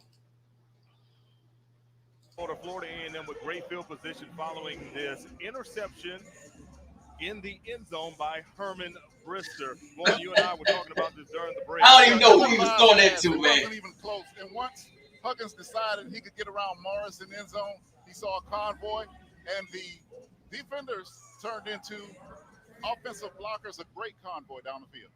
Biden is 6 for 13 for only 41 yards and an interception. On the other side, here's Richardson, and he's going to be corralled down in the backfield. Call that a sack right there by big number 93. That is Willie Miles, 350-pound defensive tackle from Scotlandville. And that loss of 5 yards on the play. Loss of 5 yards as the Rattlers tried to go for the home run ball, and you got to wonder if that was not, in some areas, called a horse collar tackle. We don't know. It was not called. I'll say this: the tackle was made high, but that's only from what I saw from up here. We're not questioning the officials. Absolutely not. Absolutely not. I question the officials. Nonetheless, the Rattlers on something behind the sticks for second down. Second down and long for Florida A&M. Richardson's going to dump it off across the middle, and the pass is caught this time by Marquez Bell. Bell will get it back close to the original line of scrimmage. Back to a manageable distance for a third down. Third and about 8. Richardson now 12 of 16 on the day. Hey, them Southern quarterbacks, they do some weird stuff, both of them. But he ain't the funniest one to me. The backup quarterback, he makes me laugh. For the Rattlers, defense has been able to hold the Jaguars. Under 4 minutes to go in the half. Florida A&M on top 7-3. An offensive touchdown has not been scored in this game as of yet. It's been all screen. Here is Gassett on the wide receiver screen, and he will be short of the first down marker. At one point, do you start going for it? About 2, all resting about the 32-yard line. And the Rattlers are going for it. Cameron Gillis, I'm about to say you got to do something. Checked in. The Rattlers will go for this on 4th and about 3, or the 4th and a long 2. So the offense will remain on the field. Richardson stepping back, still in the shotgun. Gassett going in motion.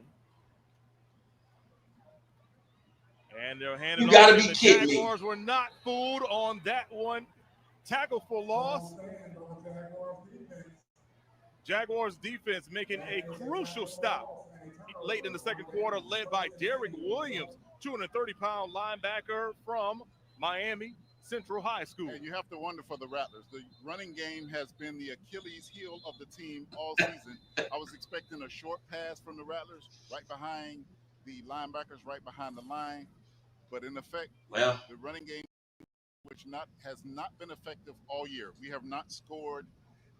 We have not seen a running touchdown game score clock this year. Operator, please reset the game clock to 2 minutes, 54 seconds. As they reset the game clock to 2:54, Jaguars are in prime position because not only do they have more time on the clock, they're going to get the 2-minute timeout. And we'll see what the Jaguars can do and possibly take momentum into halftime. Southern University with all 3 timeouts remaining as they get the ball following that 4th down stop. And they're going to go back to their bread and butter.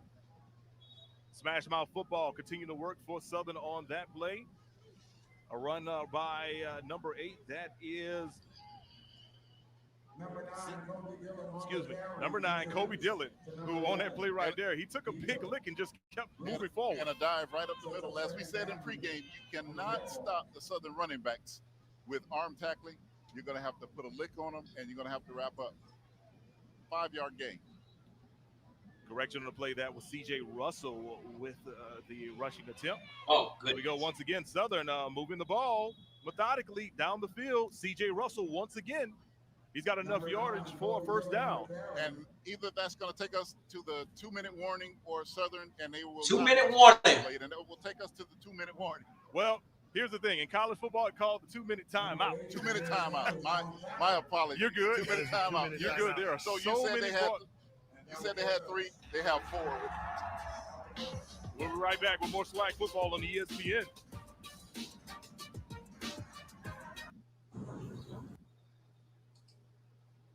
Well, somebody got to score an offensive touchdown.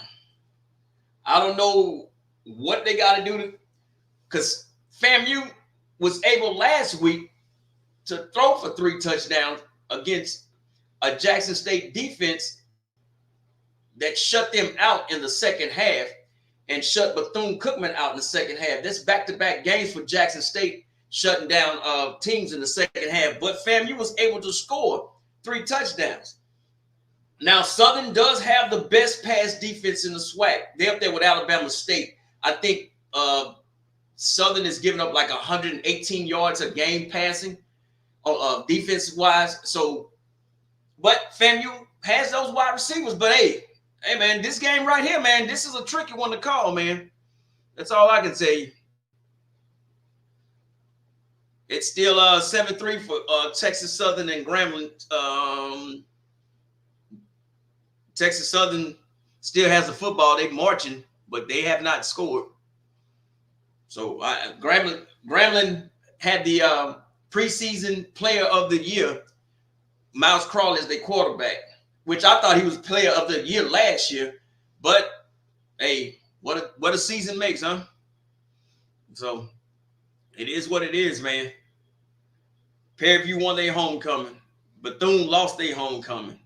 Alabama State, 3 years in a row, they beat Alabama A&M. Coach Maynard, it might be slow singing and flower bringing for you at the end of the year, man. Unless miracles can't happen, but I think the alumni is not too happy, man.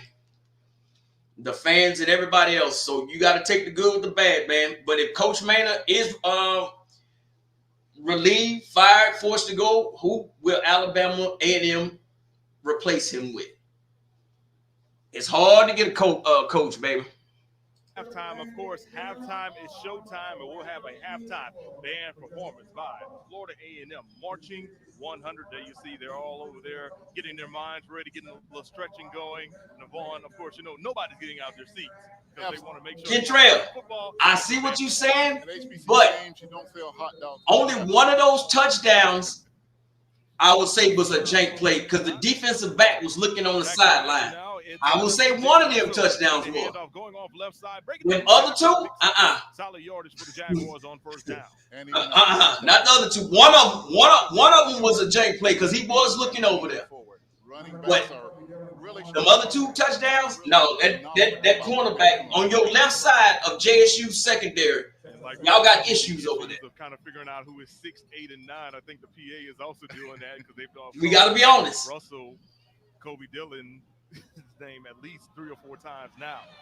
Back to the rushing attack once again up the middle for Southern University. This time it is Kobe Dillon. It's Kobe Dillon. Kobe Dillon, who actually played quarterback in high school and was converted to a running back. One of his first games in action against Arkansas Pine Bluff breaks the school rushing record. And they've been high on him ever since. And Southern, with the rushing attack, is going to try to grind this thing down, pulls it out for a pass. No. You running the ball so well, and now you're going to try some janky swing pass. Dangerous pass thrown, What? and it is caught over there by Dupree Come Miller. on, Southern. Behind the line of scrimmage, it appears. Timeout. Looks like Great. Southern about one. First or charge they may timeout of the half. give him back Be to at the 30 line of seconds. scrimmage. Jamil Sanders coming up with the tackle on that play. But not a positive game for the Jaguars, who are trying to put some more scores, put some more points on the board before halftime. Of course, if you're just joining us, Southern University scored a. Now you got to explain that play calling to me. You running the ball so well, and then you try this weird swing pass. I understand you need some yardage, man, but yards for a score, and that's the only scoring we've had in all via special teams here inside of Bragg Memorial Stadium in Tallahassee, Florida. And for the Rattlers, we've seen a switch up on their offense with their backup quarterback, Julian Mirochovic, seeing action. Daniel Richardson is back in. And I guess the key will be to see if Richardson can regain the momentum. Second and down and 10 for the Jaguars. Ball resting on the 36-yard line of Florida A&M. Noah Biden, 2 receivers to the top, 2 receivers to the near side. And he's going to hand it off once again. Kobe Dillon fighting forward. you got to hurry up and go, man. Positives of the running You got to hurry up and go, man. Go, go, go. The negatives of the running game is if you're trying to run a 2-minute offense after every This play, is there's several seconds. Southern, you got to do better play calling with 2 minutes, man. From a running play that stays in bounds. Approaching the 30-second mark in the first half. There's Noah Biden stepping back to pass. Quick throw. Here we go with this long pass again. Get out of bounds, man. Receiver once again. That is Darren Morris, and Morris is going to be able to get out of bounds.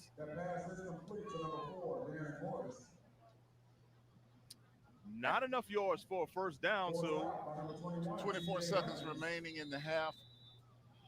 4th down. Morris kind of looking around like, I thought I picked up more yards. What? Correction, that's an injured player timeout.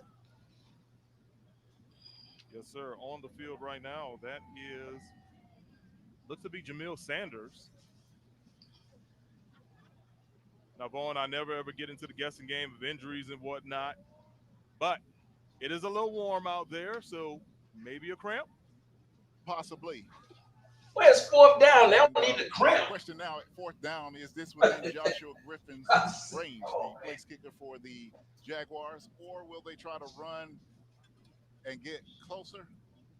And then they still have timeouts remaining. He's hit a 50-yarder earlier, so this does look within his range.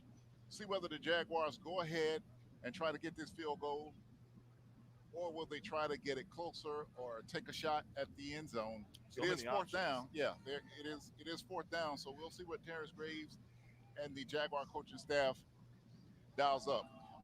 On the Rattler side, twice today on 4th down in punting formation, the punt return team has jumped off sides. Critical errors on 4th down. This will be the defense. Jamil Sanders was able to get up and walk off on his own power, so that's a good thing for the Rattler defense. And it does look like the field goal unit. That was a horrible 2-minute offense. Horrible. The Rattlers leading 7-3. You could have scored a touchdown in the first half. It's about running the ball. Josh Griffin on a now, 5-yard you know, he hit a 50-yarder earlier in the game. Only points for Southern University. Here's his kick. It is up. Good. And it is no good. Wide left. Wow. The Rattlers will apparently escape with a 4-point lead. But wow. The team this year, so many times the team has jumped out, taken a lead, and kind of went stagnant. Against Jackson State, they scored 21 points in the first half and did not score again, and it came back to bite them. Coach Colsey and the Rattlers have to find a way to put more points on the board and keep the running game of Southern Jaguars. What a great running attack Southern Jaguars have. The only time they've gotten in trouble is when they've gone to the passing game, the interception in the end zone, which was run back. So it's a matching of wits will happen at halftime. We'll see what Graves comes back with. We'll see what Colsey comes back to. First-year coaches in a critical SWAC juncture here at Bragg Memorial Stadium. All right, so we're going to head into halftime. Southern University trailing Florida A&M, the Rattlers, 7-3, and very, very sluggish first half. And coming up next will be the Marching 100 as they will take the field on Hall of Fame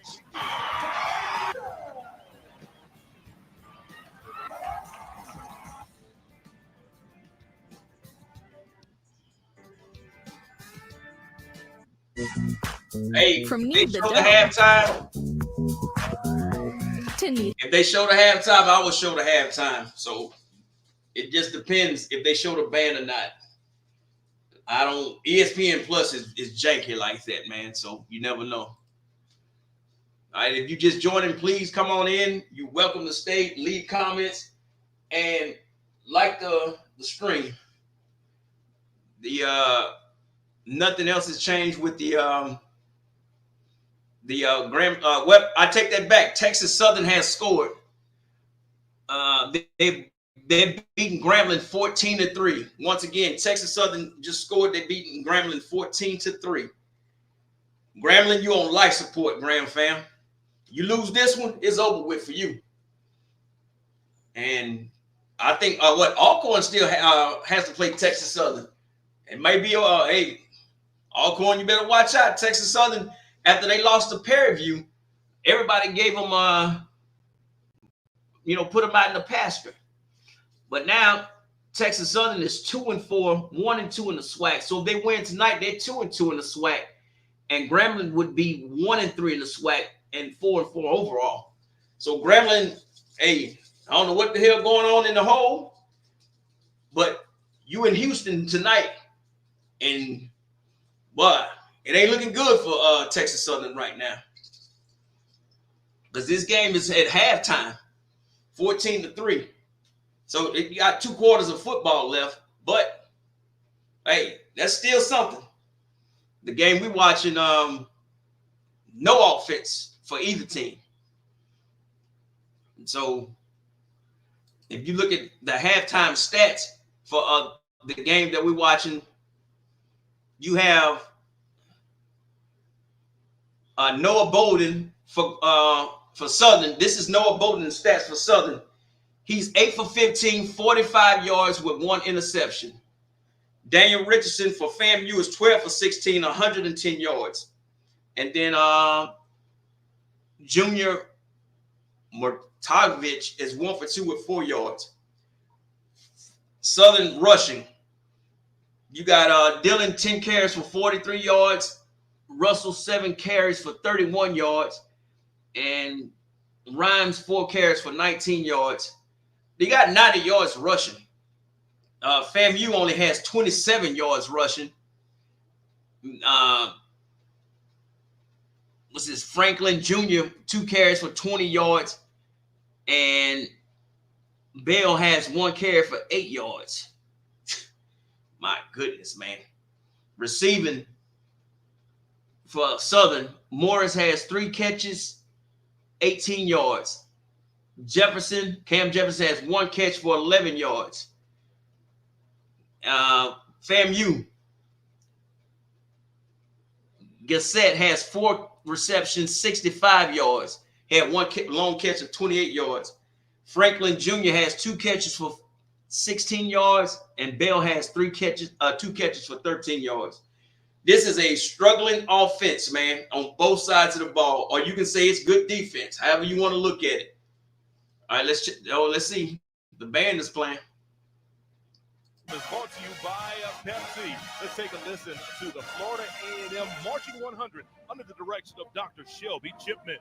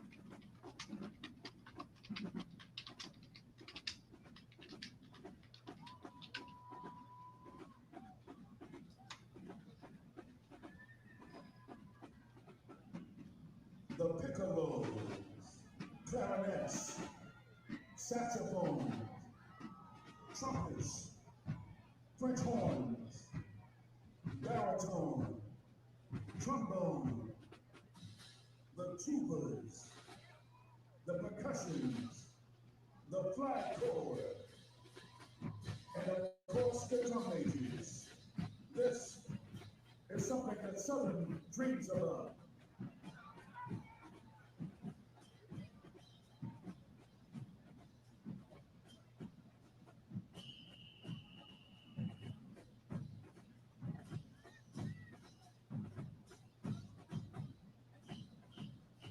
And now, from the pen of our Ranger, Professor Lindsay Sargent, please welcome our Director of Bands, Dr. Shelby Chipman. A medley from the Queen of Hip Hop and R&B. Oh, that's dirty there.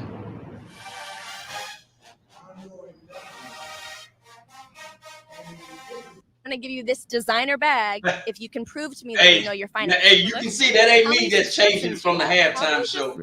That's dirty, man. All right, it's saying you have 13 subscriptions, which is And costing you you see how around loud the volume $270 is a month. when it goes to commercial? The app is telling you all of this? It shows you all your expenses in one place, and it can even help you create a... You see how loud the volume once it goes to commercial? ESPN Plus need their ass whooped for that. I don't know how to put that. You show not even 2 minutes of the halftime show. Then you go to commercial break. I don't get it, man. All right. But this game that we watching, somebody offense got to wake up in the second half. But this the type of game Southern likes to play. That's all I can say when it comes to that.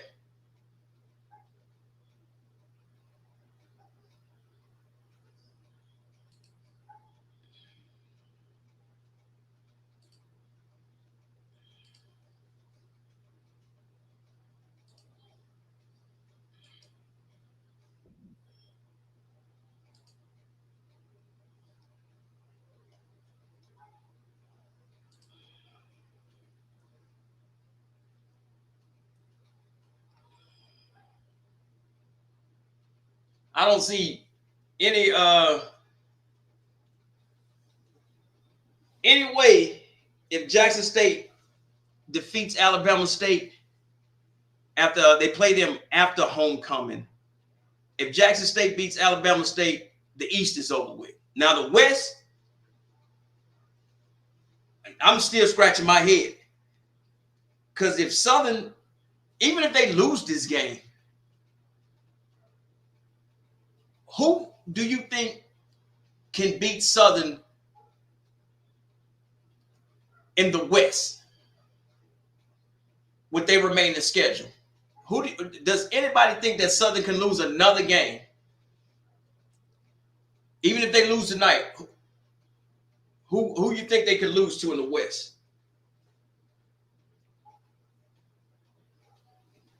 It's gonna be the West is gonna be way more. Matter of fact, let me put up the standings. I'm looking for the where's it?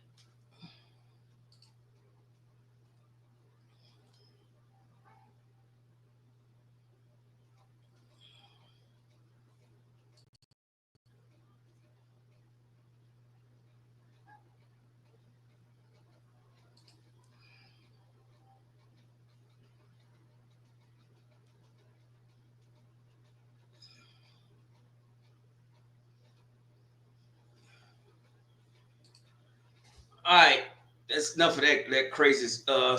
Let's look at the standings in the SWAC. All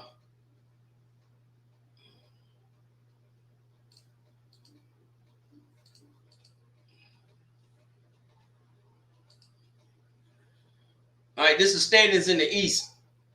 Once the game come back on, we'll turn it back on there. This is standings. As you can see in the East, Jackson State is 4-0. Alabama State playing. It's 3-1. They won today. FAMU is playing right now. They 1-1, and Alabama A&M is 1-2. Now Bethune-Cookman and Bethune-Cookman is 2-3, and Valley is 0-5. Alcorn is off this weekend. Southern is 3-0, possibly gonna be 3-1 if they keep playing like they playing. Pine Bluff, Grambling.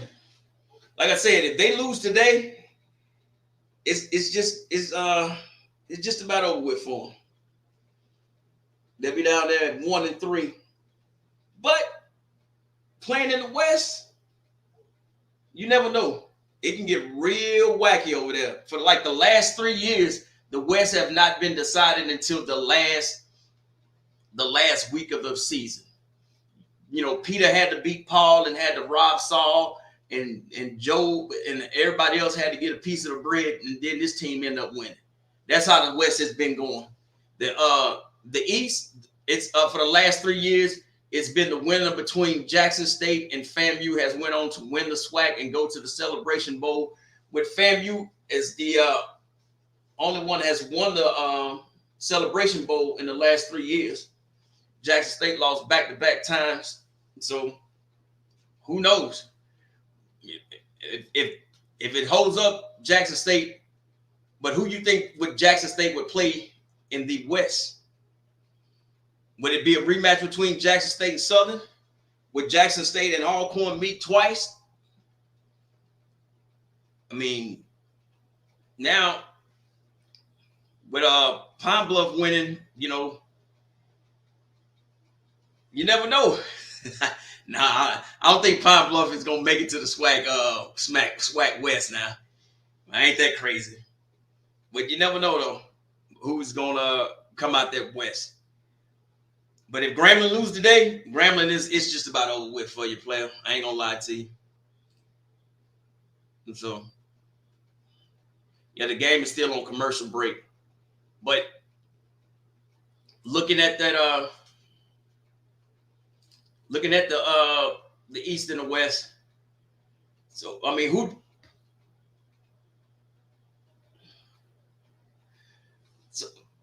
So right now, who do you think could actually win the West? Do you think Southern can win the West, or do you think Alcorn can bounce back from that loss from Southern and go through the rest of the SWAC West?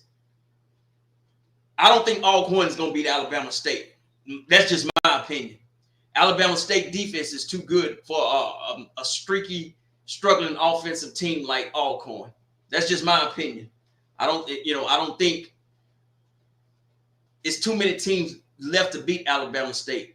Even though Alabama State is on their fourth-string quarterback, they defense, as you see today, they played magnificent for 3 games. And they scored just enough points to hold on for a victory. So you shut out a team like an Alcorn for 3 quarters. Do you think Alcorn has enough for a 4th-quarter comeback? That's something to think about. Now, Texas Southern is trying to make some noise, but is it too late for Texas Southern to make a run? I mean, they're looking pretty decent against Grambling, but, you know, I mean, they're still in commercial break. But I don't know.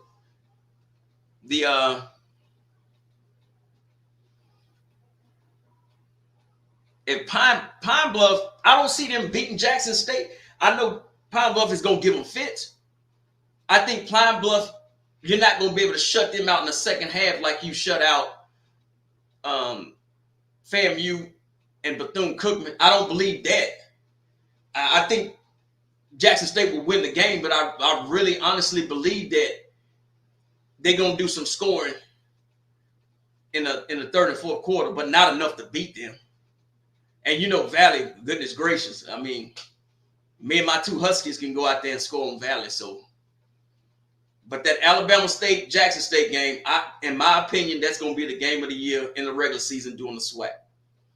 You got a high-powered offense and a high-powered defense. Something has to give. Today, we seen that defense shut down one of the top scoring teams in the SWAC. You had Alabama's A&M was scoring the same amount of points as Jackson State, or averaging the same amount of points as Jackson State did. Alabama State defense came to play and shut them down for 3 quarters. Can they do that to Jackson State? Can anybody slow down Herb Mulligan in the SWAC? You see how many yards he had today. That's his second game in a row rushing over 140. He had 176 yards today. And if it wasn't for that crazy penalty, where they called a penalty back on Jackson State's sideline, the referee was running down the sideline and he bumped into one of the players. So I think the game's about to come back on. Let me stop sharing this. But yeah, he was running down the sideline and he ran into a player, and because that run was about 67 yards, and that was why he did not have 200 yards, because he would have had 200 yards if that ref wouldn't have called that run back. So it's on. This should be the last commercial before the game come back on. But I don't see anybody as of now stopping Herb Mulligan. To me, that's the SWAC player of the year. He's leading the SWAC in rushing, not touchdowns, but he's leading. Only person that comes close to him is that wide receiver from UAPB. The wide receiver, that dude, he's like leading in FCS categories with receptions and catches. So I forgot that young man's name. I should know his name, but I don't think there's a defense in the SWAC that can. Maybe Alabama State can slow down Herb Mulligan, especially with everybody in the SWAC running that 4-2-5.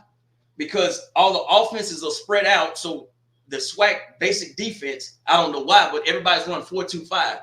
And Jackson State today, they had people didn't know they started a rookie or freshman at guard. And that young man, when I tell you he filled in and at the guard position and played his behind off, he played his behind off. So one-on-one blocking in the SWAC with defensive linemen on certain schools is just horrible. And then you got certain schools where you just can run. Alcorn was leading the SWAC with rushing of 200 yards a game. Then they fell off, as you can see last week. I think Jackson State should overtake them by now with rushing per game. He said, ain't no, Cantrell said, ain't no stopping Mulligan. That's not happening. Also, JSU has multiple running backs, and let's not forget about the speed. Oh, Terrell, I hear you. Hey, man, I'm not doubting you. Only thing I want to see from Jackson State is you show me 2 games in a row where you dominate from first quarter to fourth quarter. There's not been a team in the SWAC that's dominated back-to-back games from quarter 1 to quarter 4. Not this year. Last year, the last 3 years, of course, everybody know the Jackson State did it for a season. Then FAMU did it last season. But this season, back-to-back games, nobody's dominated. It's all been kind of streaky. So that's the only thing I want to see from any SWAC team. And I can't find one. Now, you can look at the scores and be like, yeah, they blew them out. But you look at the halves, it's been either a half that was close or it was a half that wasn't even close. I need to see total domination. And I'm not saying that the score has to be 21-0 in the first half and then 21-0 in the second half. If the score is 21-7 in the first half and then say 20, they put up another 10 or 14 points in the second half and the defense holds the opposite team to 7 points, that's still domination. We're not getting that this year. The SWAC MVP, preseason MVP, is playing like, whew. All right, the game has come back on. A&M leads the Southern University Jaguars. We're getting ready for second half action from Bragg Memorial Stadium. Alongside Vaughn Wilson, I'm Mo Carter, and Vaughn, we've got two defensive-minded coaches, so of course we have a low-scoring affair here at Bragg Memorial. But I also think it's unfulfilled drives by both the Jaguars and the Rattlers. The Rattlers twice had the Jaguars ready to punt. Punt team jumps offside. Doc Gamble's got to correct that. And the interception was just completely out of the blue and unnecessary as the Jaguars were marching the ball down the field running. And to go for that long pass, it wasn't close. All right, let's take a look at your halftime stats, which are brought to you by Pepsi. And for the most part, it's pretty much evenly matched from a total yard standpoint. And Southern, of course, having a little bit more on the time of possession. But look at the difference in those rush yards. That's the story of the game. FAMU has not stopped Southern University's rushing attack, and Southern has not stopped FAMU's passing attack. Both of the schools have stopped themselves. FAMU stopped themselves from the great passing attack. They switched out quarterbacks, probably just to get a different look to the Jaguars, but Richardson was inserted back in.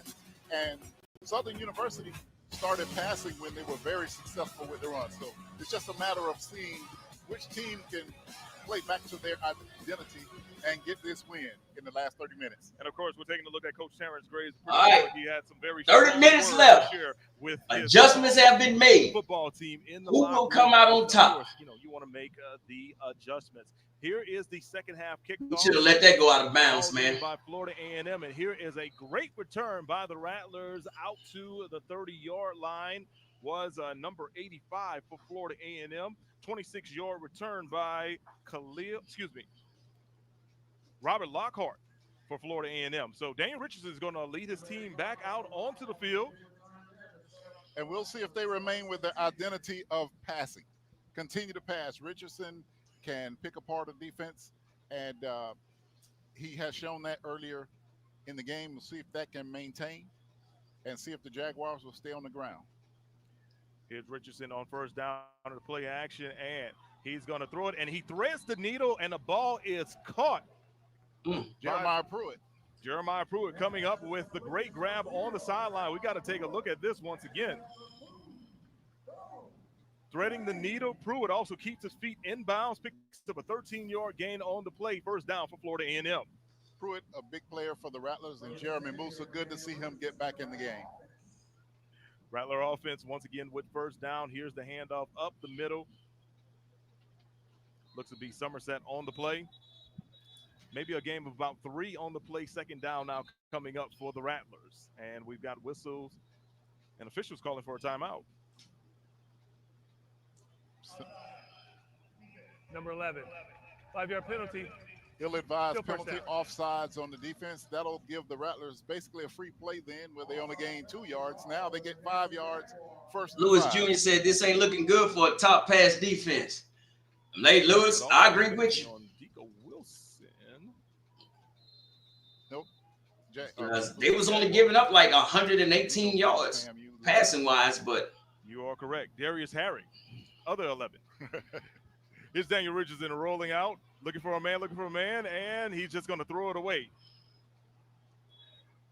And there may have been some contact right after he threw the ball away, just judging by the gasp of the Florida A&M faithful on the far side of the field, but no flag on the play. Second down coming up. Smart play by Richardson. As you see, he threw that ball up into the second row. If there's nothing there, make sure nobody can catch it. Now the big question is, did the person in the second row catch it? That's the only question there. Nobody in the field of play had a chance at that one. Absolutely not. Second down now coming up. Florida A&M with trips to the top side.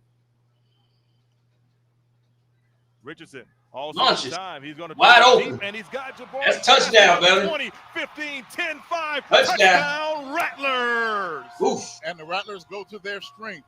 Oof. Daniel Richardson can deliver the I see that. The Rattlers have stopped themselves from doing that, but what a beautiful throw. Southern. And Gassett on the gas. 53 yards on a scoring play from Richardson to Gassett, and Florida A&M has extended their lead. And what a great look how wide open he is. Improvement from offensive coordinator Brian Henry. I feel the Rattlers last week beat themselves at Jackson State because they didn't do that. No. They did that against Jackson State. They couldn't stop Jackson State. Wow, Johnson got by West and just wide open down that sideline. Of course, he had the space and opportunity in front of him, and no one's going to catch him when he got those opportunities. And extra point up and good. And we've seen a switch up in the offensive line. Richardson had plenty of time on those last 2 plays. Florida A&M leads 14-3. We'll be right back with more SWAC football on the ESPN. When you need a tool that does it all, you need Tostitos restaurant style. Optimized for versatility. Tostito or small. Because if you're going to do something, do it right. Tostitos restaurant style. Made for snacking. Gatorade, the world's most superior sports drink. Designed to rehydrate, replenish, and refuel. It fuels the best because it is the best. Gatorade, is it in you? We are exactly what you think. Well, what you think about that?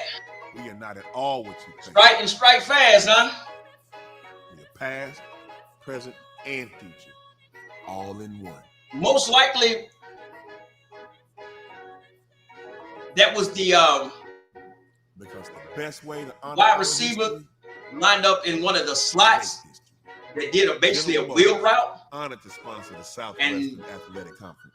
It was more than a breakdown. For years, the Home Depot Retool Your School program has been championing HBCUs. We've been right there with campus grants, scholarships, and career opportunities. Winning schools have seen their vision. That was wide open. That pass play actually worked against Jackson State last week. As well as week. new places to connect, like innovation lounges and outdoor pavilions. As we celebrate, I was at the JSU game last week. We're excited to keep the momentum going. Retool your school. We're powered by purpose. Fun, memories, friendship. We're here for all of it. I think Southern just played goofy football in the first half. That interception still is head scratching. Very misfortune and the impromptu But throw. hey, that's some goofy stuff. We're out here each day, chasing something great. Call it adventure. Do you think this Call it play. 14-3 can hold up? Academy Sports and Outdoors. Have fun out there.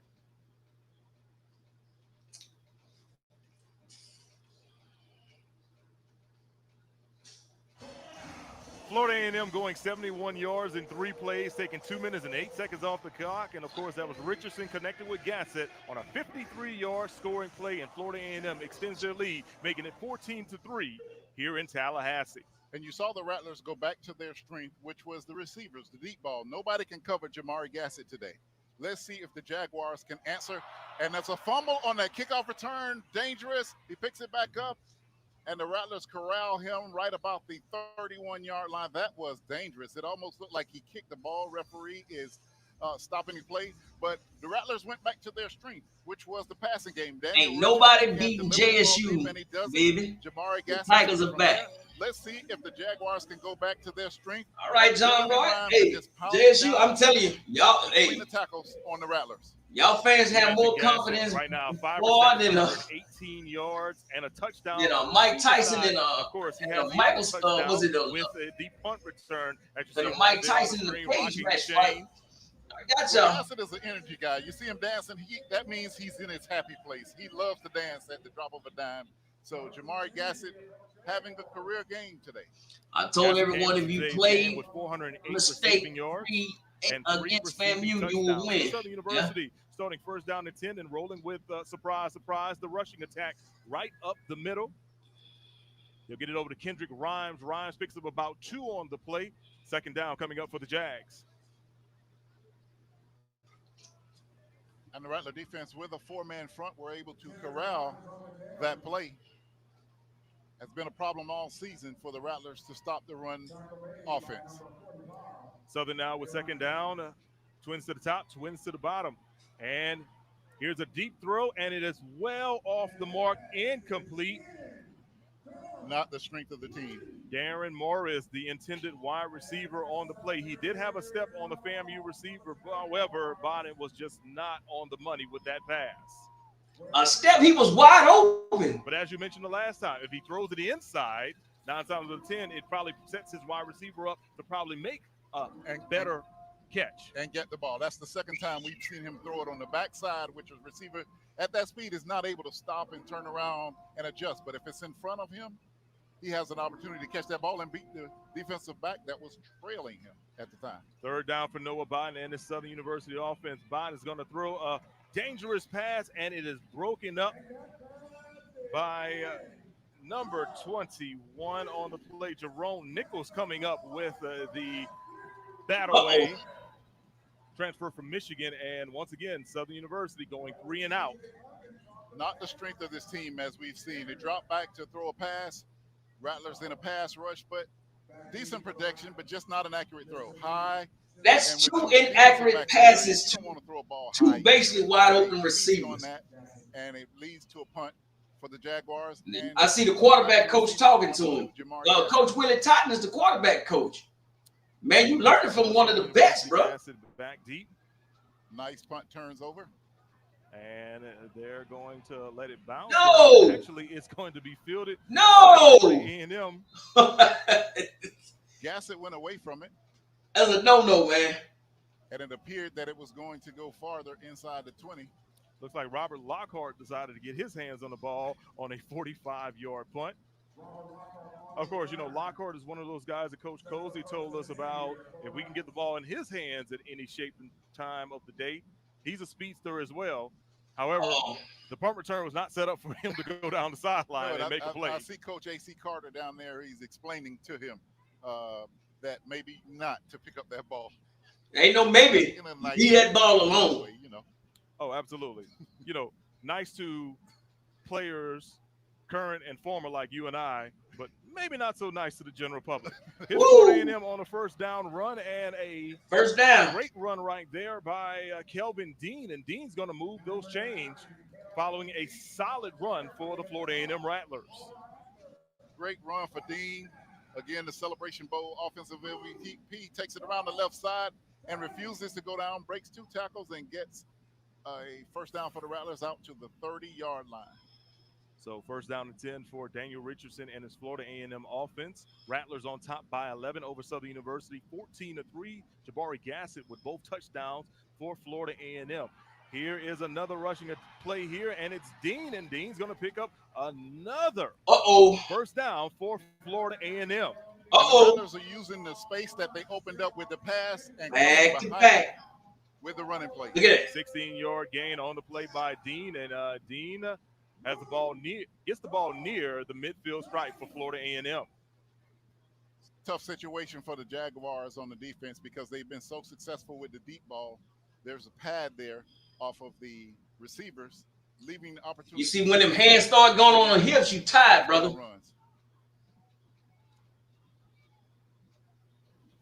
Here's Richardson in the shotgun, stepping back to pass. And Richardson underneath is going to dump it on the crossing pattern. That's Marquez Bell. Still a pick up a 5. 3 yards on the play. Whoa. Second down coming up. And this type of play is right up Daniel Richardson's alley. You can see a different pep in his step. He is a distributor of the ball. He knows he has playmakers, and the key for him is to maintain a rhythm downfield. And FAMU is mixing up the pass and the runs on this drive better than they have possibly all season. Second down coming up for Daniel Richardson and this offense. And Richardson is going to hand it off once again to Dean. Dean's going to pick up 5 yards to set up third and manageable for the Rattlers, but they have crossed over the 50-yard line officially in Southern University territory. All right, so it's third and what? 5, 4.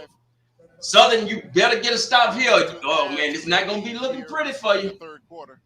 Critical SWAT game right here at Ken Riley Field. 3rd and 5, yeah. Dean came into today's game with only 150 rushing yards throughout the season. Of course, Florida A&M's bread and butter has been the passing attack, but Coach Cozy and Coach Henry told me they want to run the ball and be successful at it as well. Here's Richardson under pressure, and he cannot get away, and he will be sacked by they needed that. Gibbons, the SWAC preseason defensive player of the year. They'll bring up 4th down for the Rattlers. Look at him. He grabbing his finger. You see that? He grabbing his finger. On the sack. Loss of 4 and a great play by the Jaguar defense. The receivers were covered. Richardson was looking downfield for an open receiver. No one was open. By the time he decided to take a step and try to avoid the traffic, He was down for a loss, leading to a 4th down and 9. And Gunnar Trout will try to pin the Jaguars deep. Call that one of those coverage sacks right there for Southern University. Here's Gunnar Trout with a high booming punt. Get away from it. And Southern will be down inside the 5-yard line. And Trout is happy about that punt. He should be. That's down to the 4-yard line. And Coach Cole. All right, Southern, you got to put some points up this drive. By Gunnar Trout. Southern will have the ball when we return on ESPN. I'm thankful. That was actually a pretty good defensive stand, but Southern did flip the field.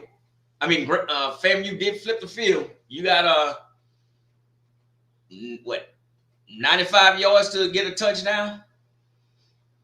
But hey, I've seen crazy stuff happen. All right.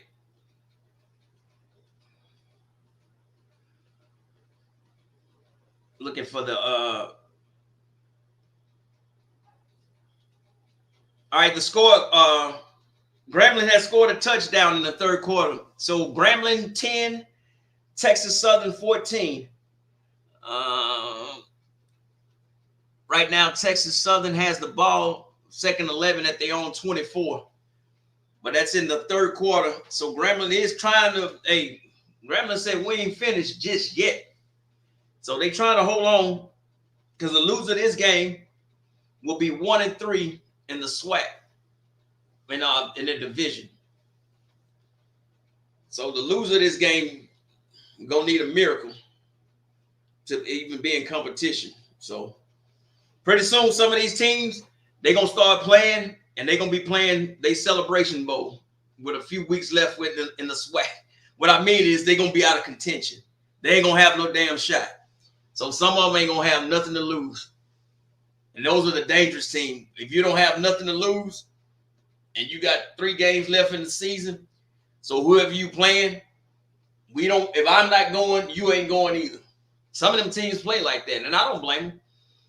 If I got a chance to stop you from going to the SWAC division, winning the SWAC division, I'm going to do everything possible. Then some teams just going to roll over.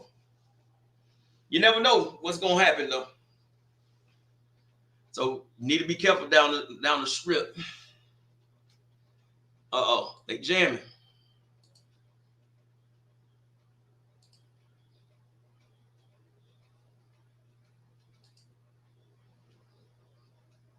For 45 yards and the interception. The 3-headed monster of Dillon, Russell, and Ryans have 43, 32, and 21 yards respectively for only 96 yards on the ground completely. Great job of special teams to pin the Jaguars deep, see if the defense can figure a way to keep them down there. Here's Biden with the handoff, and it'll be Kobe Dillon, the first man through, picks up maybe about 2 on the play. 2nd down coming up for the Jaguars. The Jaguars want to continue to keep themselves in position where they can stay on their strength, which is running. 3 great running backs in the backfield. You just don't want to get in situations where it's too long and they're forced to pass. They did get a little space out of it. You got plenty of time. It's only 3rd quarter. You got 9 minutes. 2nd down coming up for Southern. Here's another handoff, and it'll be go. Dylan once again going up. All right, so you about 3rd and 2. And picks up positive yards once again, make it 3rd and manageable for the Jags, and definitely gets them out of the shadow of their own end zone. No, they still in their own end zone. Backed up against the end zone, it's like you feel something right behind you. So now they have some breathing room. If you can, please hit the like button. Juncture. You don't want to let the Rattlers get too much momentum of a punt that'll keep them on the plus side of the field. 3rd down now for Southern University. And here's a throw to the outside, and it is off the mark Lord. Hands of Tyler Kirkwood. And once again, Southern University 3 and out, forced to punt. I don't know if that was a run pass option, but the running back, he faked it too, just ran straight up the middle. So he definitely would have gotten the 1st down up the middle. I'm not understanding what Southern play calling is going on. Somebody got to help me. In zone 2, who else but Jamari Gassett? Jamari Gassett stands. Somebody got to help me. You moving the ball on the ground easily, and then you try this goofy play. All right, man. Here's the punt. Good booming punt. Great turnover punt. Boom. And then a great tackle in the open field by the Jaguars right there. That is number 87 for Southern University, Cam Jefferson, coming up with the tackle on Gissett. So that punt was a great effort by the Jaguars to kind of flip the field a little bit because they were way deep in their own territory. Excuse me. I'm lost on the Southern play caller. FAMU's Trout down to the 40-yard line, and then another punt to give the Jaguars some breathing room. 51-yard punt by Kenny Pham on that one. Jefferson making a great tackle on Gissett. So here comes Daniel Richardson and the Florida A&M offense. Richardson hands it off to Dean. Dean gets into the defensive backfield. Oh, but he slips around the first down field. Stripe. Maybe, You call it slip, I call it duck.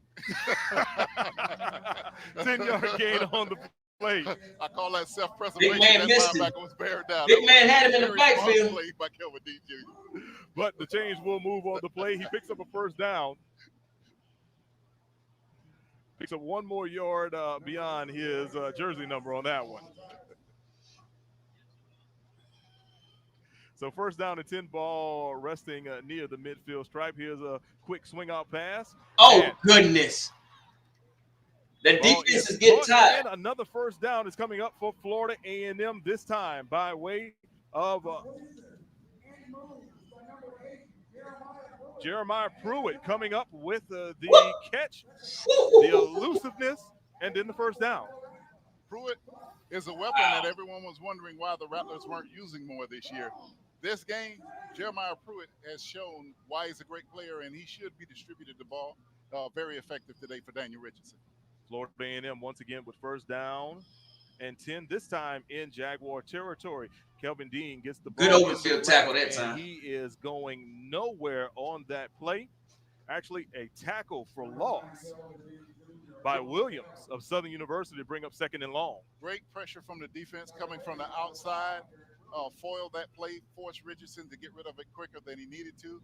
While Dean was covered on the outside, the result, a loss of 2 yards, 2.5, almost 3 yards, with a great defensive charge by the Jaguars. Second down, we'll call it 12 for Florida A&M. 6 minutes and 30 seconds to go in the third quarter. Rattlers on top of the Jaguars, 14-3. Here's Richardson stepping wide open, run it. He's going to call his own number, and he'll pick up a few positive yards on the play to make it third and manageable for his squad. Manageable. It's third and damn 9, bro. For the Jaguars, there was no space.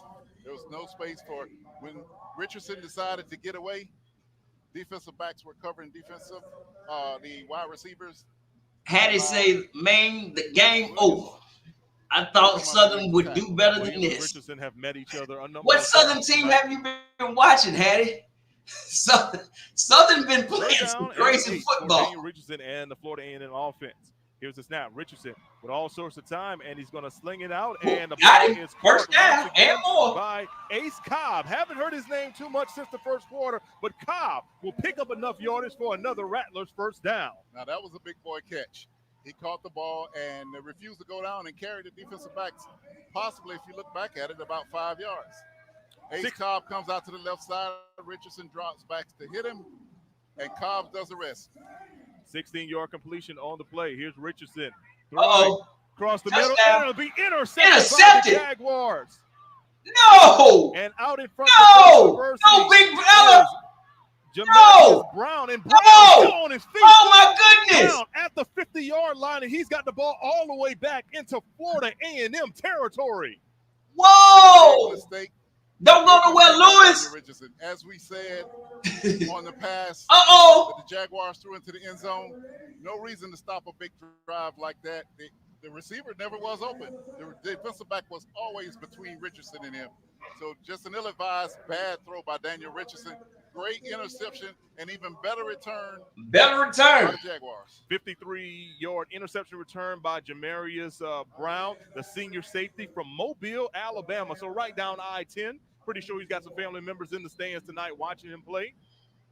And now Southern with some of their right down Mobile, Tallahassee, bro. The entire evening. Man, that's over Back to that 200 bread and miles. butter. Uh-oh. That energy comes in once you get a play. Now like you that. go back to your The run. Jaguars go back 10 in the yards. running game. Hello. And That's C.J. Russell. really close. We'll have to see where the Holding. Offense. Oh, Go man. back on that one due to holding on the offense. Replay first down coming up.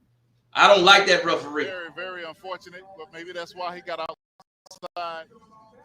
But the Jaguars returned to their strength, the running game, Rattler defense. Maybe that's why they couldn't get to him on the edge, because someone was being held.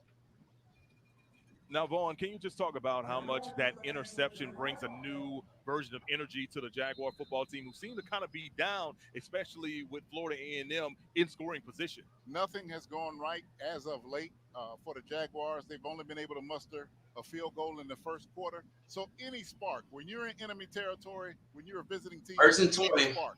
And the Jaguars.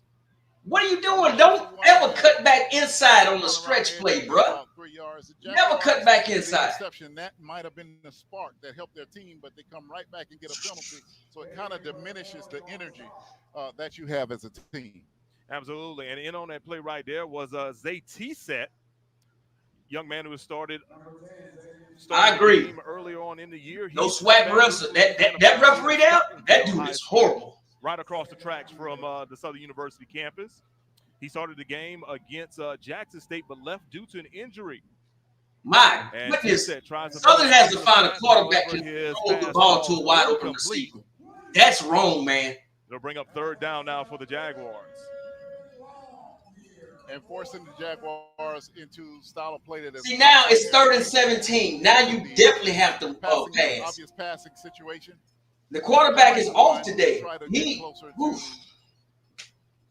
make a punt to back the Rattlers up in their own territory. Third down, and we'll call it 17 for the Jaguars.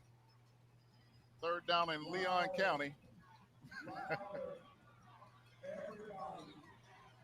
Rattler fans bringing some noise. Here's T-Set calling his own number, breaks 3 tackles, gets out of bounds. Why you didn't do that on second down? It's going to be a penalty after that. It may be a late hit out of bounds. Absolutely. It was very close. As a matter of fact, T-Set was knocked into the offensive line coach, Damian Oh, Nibbs. T-Set in.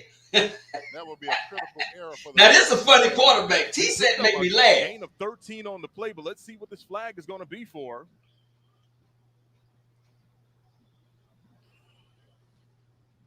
We'll definitely have to wait and see, because we can't tell. Quite a bunch of people around the play as it went out of bounds. The officials are all huddled up. Lead them swag refs. I tell you, they don't know what to call. Look at them. They don't know what to call. Let's get There's no foul on the play. Fourth down. See what I'm saying? I told you, they don't know what to call. So fourth down coming up for the Jaguars. Let's take another look at this, Vaughn. Yeah, there's nothing there. No. The play was hit in bounds. It had to be something through the flag. Yeah, I'll say this: if the hit happens one more step later, then it's an easy flag to call. Right, absolutely. So fourth down, and we'll call it 4. Southern University with the ball in Florida A&M territory, looking to keep the drive going. 3:38 to go in the third quarter. Here's T-Set, stepping back to pass, and the pass is caught. Whoa, T-Set completed a pass. And he took a wow. on that pass. Go ahead, Jags. Coming up with an amazing grab to keep the drive alive for the Jaguars. Gain of 12 on the play. Get it, T-Set. And T-Set stayed in there and delivered that ball under serious duress. He took a big hit after delivering a ball, but it stayed in long enough to hit it. T-Set now with the handoff for the Jaguars. Looks about a 3-yard gain on the play. Second down will be coming up for Southern University as we approach the 3-minute mark in the third quarter. That was C.J. Russell on the last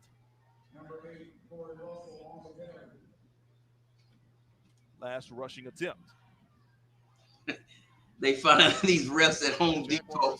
You right. I don't know what's up with them swag refs, man. Pass has been successful for him. Run the ball. Stop dancing, young man. Russell picks up short yardage on the play and bring it up third and what Southern has basically been calling manageable throughout this entire evening now. 3rd and 4.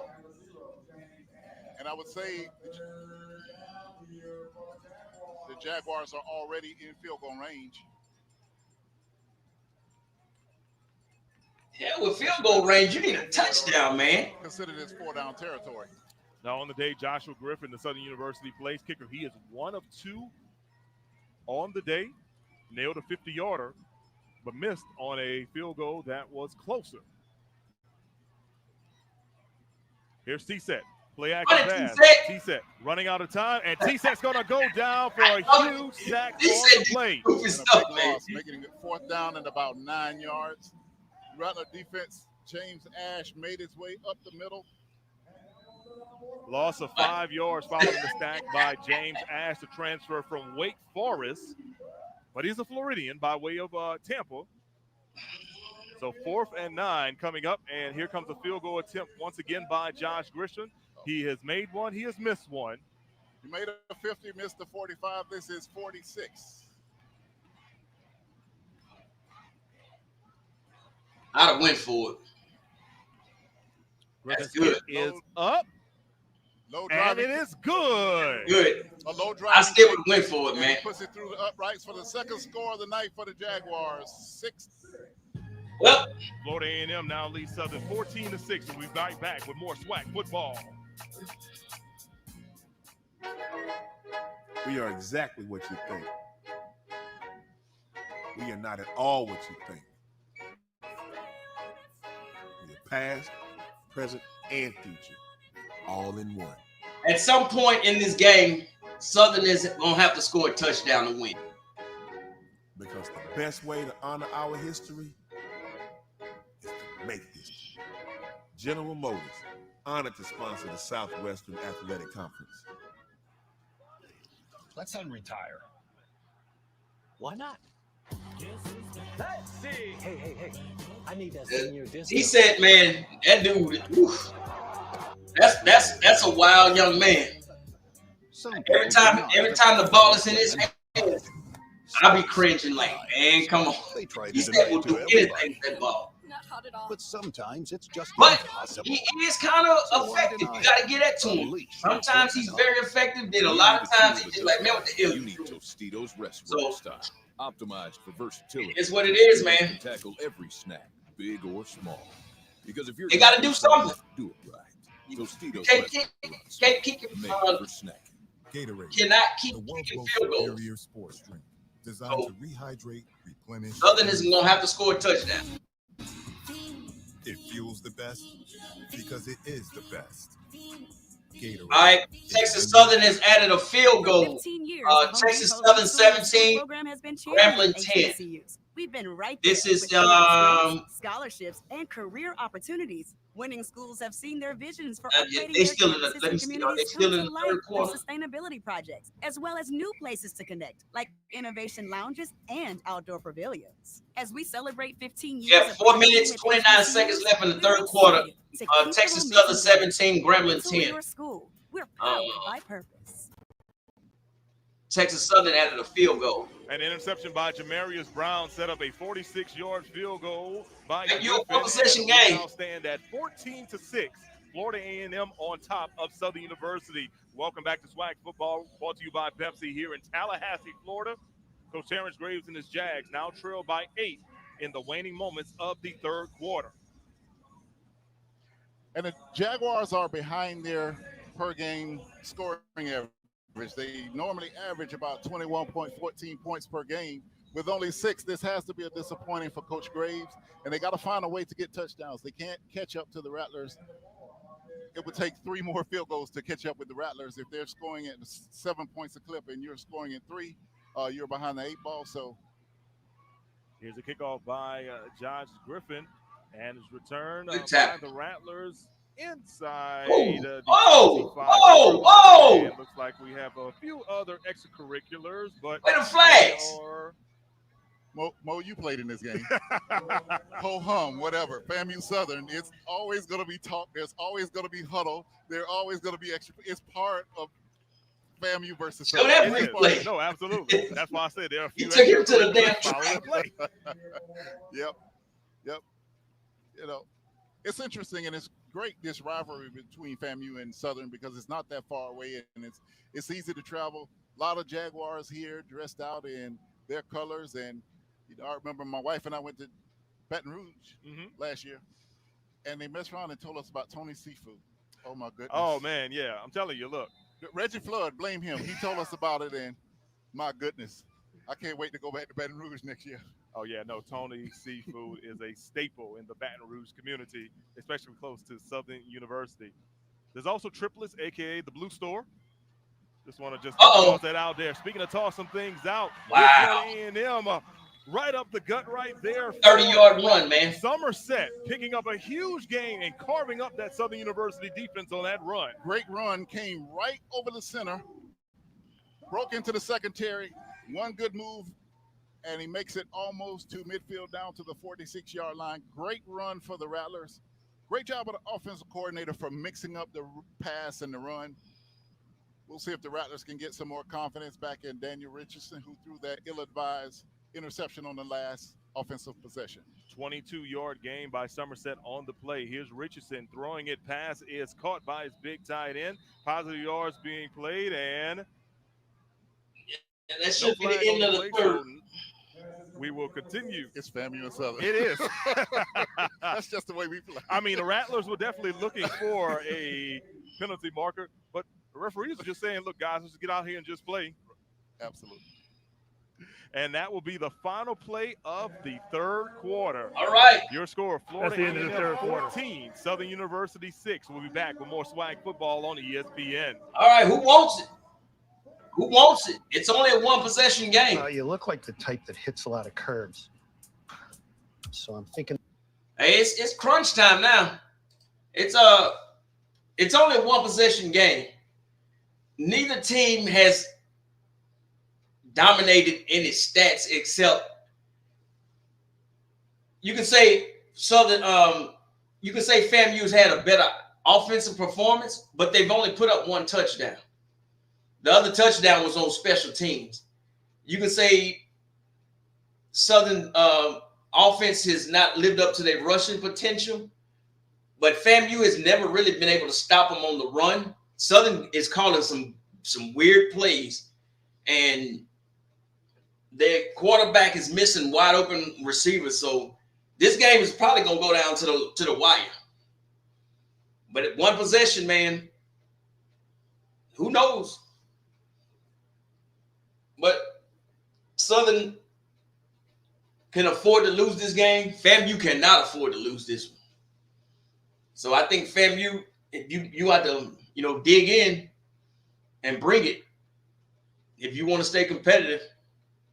And especially you playing in the East, but you're gonna need some help. You're gonna need Jackson State to lose twice, and Jackson State only has to play UAPB, Valley, Alabama State, and Alcorn. So you're gonna need some help, man. So, but if you lose tonight, you really gonna be sucking. So I have very little confidence in Southern's offense right now. I don't know what's going on. You can run the ball, but every time you get a good run or two, then you try to pass, and it's just not happening. Your passes are not happening in this game. So, hey, somebody need to call Southern and tell them, run the ball, and run the ball. You got plenty of time. Your defense is getting tired, but they're not breaking. They had that one possession where they broke. But after that, they stood tall for you. Your offense is not helping them in this game. So we shall see.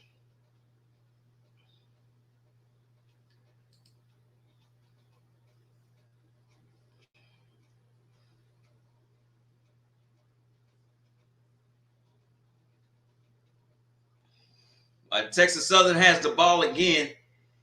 They still leading, but they have the ball deep in their own territory, 39 at their own 16-yard line. So if Grambling can get a stop, they should get good field position at the punt.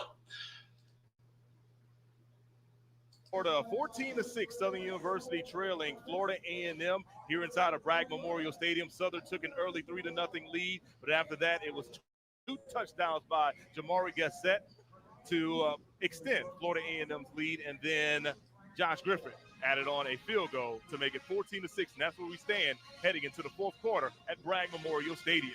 Here's crunch time for the Rattlers. A similar situation to last week in Jackson when they lost. They were leading going into the fourth quarter and were not able to hold on to it. See if they have a different outcome today. Richardson is on the run. He'll get a first down, and he's some held more. up. Good run. First down.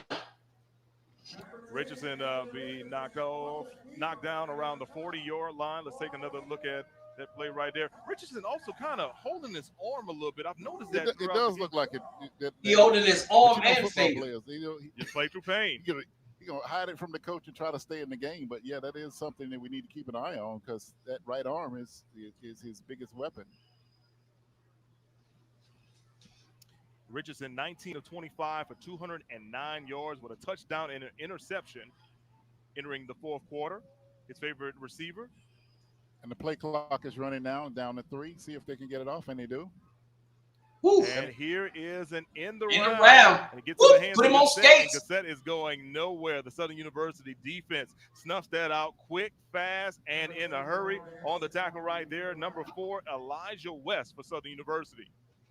Great job by the defense of keeping the play inside. They turned it back inside, back to the help. Play was a long time developing. That play just took too long. You can't keep a team at bay that long. So that play was really a little bit too long, and Southern was able to capitalize on it, turn it back inside, and get a loss.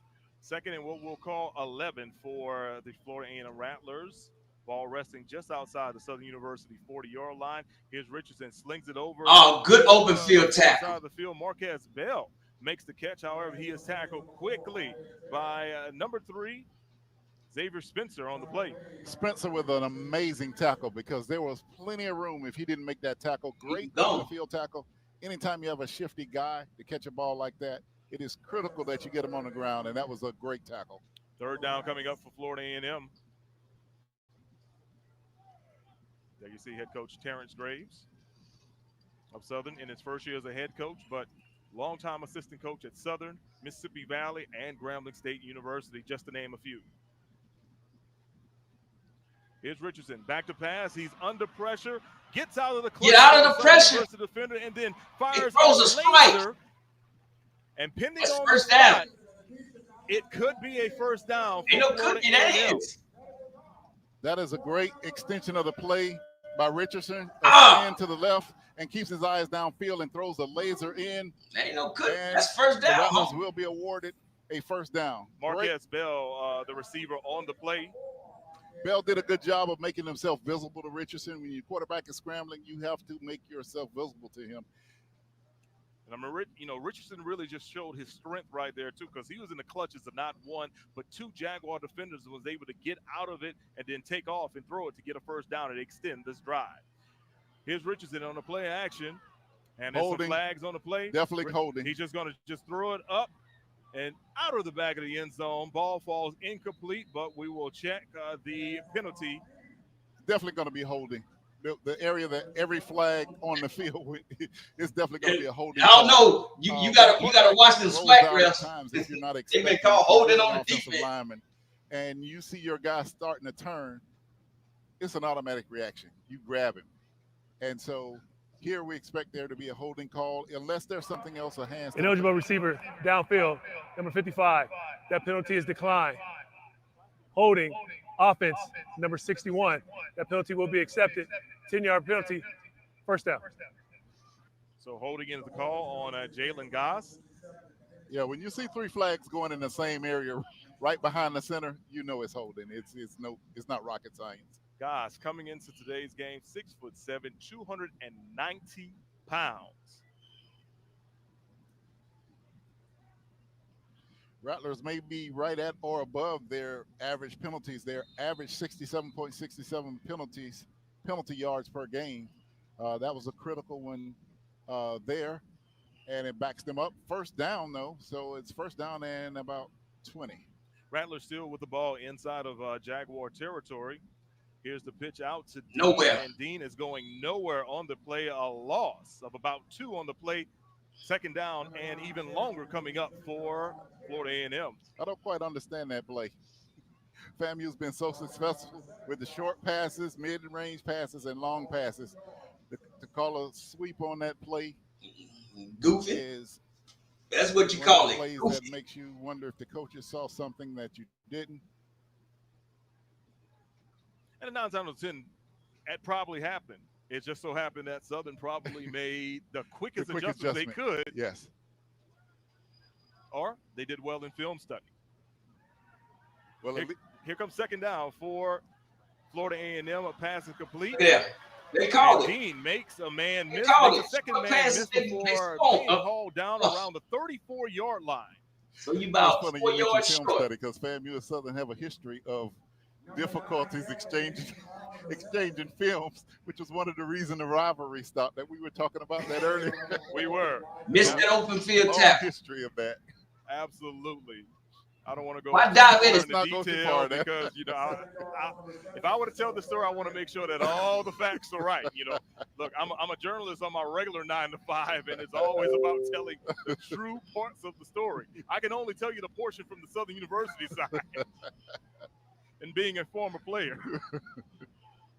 Here comes third down. We'll call this 15 for Florida A&M. Daniel Richardson still in the shotgun. He's under pressure. Gets away. Man, throws you gotta be shitting me. field, and ball falls incomplete. Intended wide receiver on the play was number 13 for Florida. All right, Southern. That was Goldie. Oh, here we go. There's a flag on the play. Is that Here a we roughing go. penalty? Because Rattlers seem to be walking down the field. Here we go. Personal foul. Hands to the face. Defense, number 94. 15-yard penalty. First down. Daphne Cotton, the senior defensive tackle for Freeport. I told you, you got to watch them SWAC referees. Florida A&M, the first down deep inside of Southern University. Wow.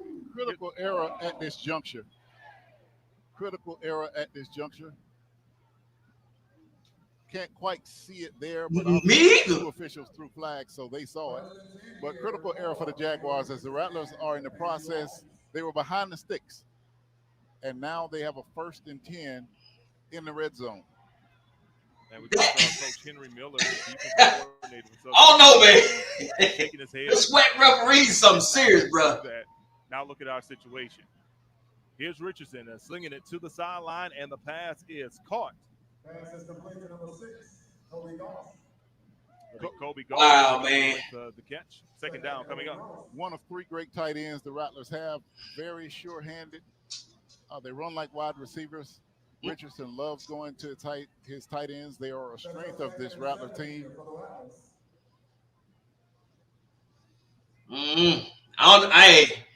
Driving down. They showed the replay. Maybe it happened before they showed the replay.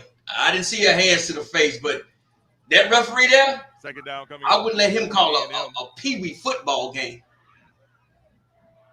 You're around. Intercepted. The ball is almost intercepted. Oh, he dropped it. Near the goal line. Jamari Gassett was running absolutely free on a post route. Richardson just missed him. He was running absolutely free on the post route. Rodney Johnson dropped the interception at the goal line. At the goal line, he dropped it. Changer. That play would have been if he was able to make that interception. We always saw what happened when they made another interception in the end zone. Well, that's why they say defensive backs play defensive back, because they just don't have the greatest hands. That ball was right in his hands. He should have had it and been hitting the. But a field goal can put this game out of reach, man. How Southern offense is playing. Florida A&M gets another chance following that dropped interception. Made a tackle. He gone, touchdown. And it'll be a touchdown for Florida A&M. Kelvin Dean Jr. Kelvin Dean. One-on-one tackle, he missed it. Watch the replay. We talk about the drop interception. Look what happens on the next play. It's a 12-point turnaround. Great play by the Rattlers. That is to the strength of Kelvin Dean. Why I challenge. Watch this. The sweep. This one-on-one. In the wheelhouse. Get him the ball in space and he can make. Damn, Southern. That is his MO. Y'all gonna be singing damn, James. To 6 lead late in the fourth quarter. Richardson now 24 of 31 for 246 yards with 2 TDs and 1 INT. We've been looking for stats all season that emulate that for Richardson. We've been looking for the Rattler offense to return to the potential After the play is over, last year. unsportsmanlike conduct on the scoring team. He removed his helmet. It's going to be a 15-yard penalty. And that's a critical error. That is an unforced That foul will be enforced on the kickoff. That's what I was about to ask. Would it be enforced on the kickoff or on the extra points? It's on the kickoff, and that is a critical unforced error. You just cannot make ridiculous, unnecessary mistakes like that. Well, right after a touchdown. Unless Southern strikes fast. Cameron Gillis coming on. This is about point attempt for Florida A&M. Kick is up. And I don't know what to say, man. Good. So with 9:14. That man missed that. Look, you got to go over one-on-one tackling drills. Florida A&M 21, Southern University. Just diving at the feet instead of breaking down and hitting this man around his waist. Fun, I have no idea. Friendship. We're here for all of it. I have no idea what tackling drills are they teaching.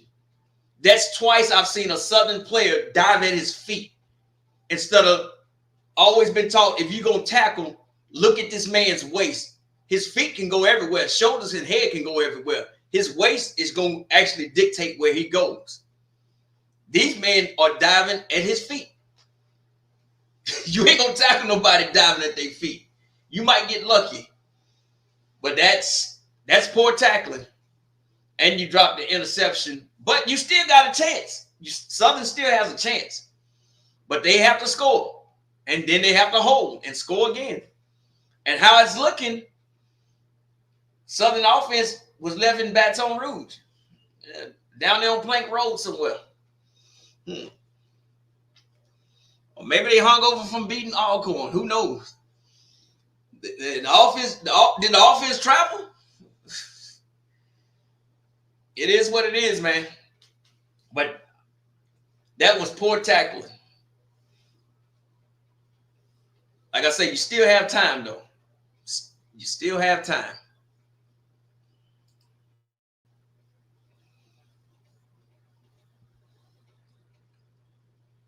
Well, we can definitely see. Rich in tradition, pride and pedigree, sacrifice, winning, allegiance, champions. Yes, Southern defense is tired. The offense is not giving them some support. Think about it. Southern has been 3 and out this half multiple times.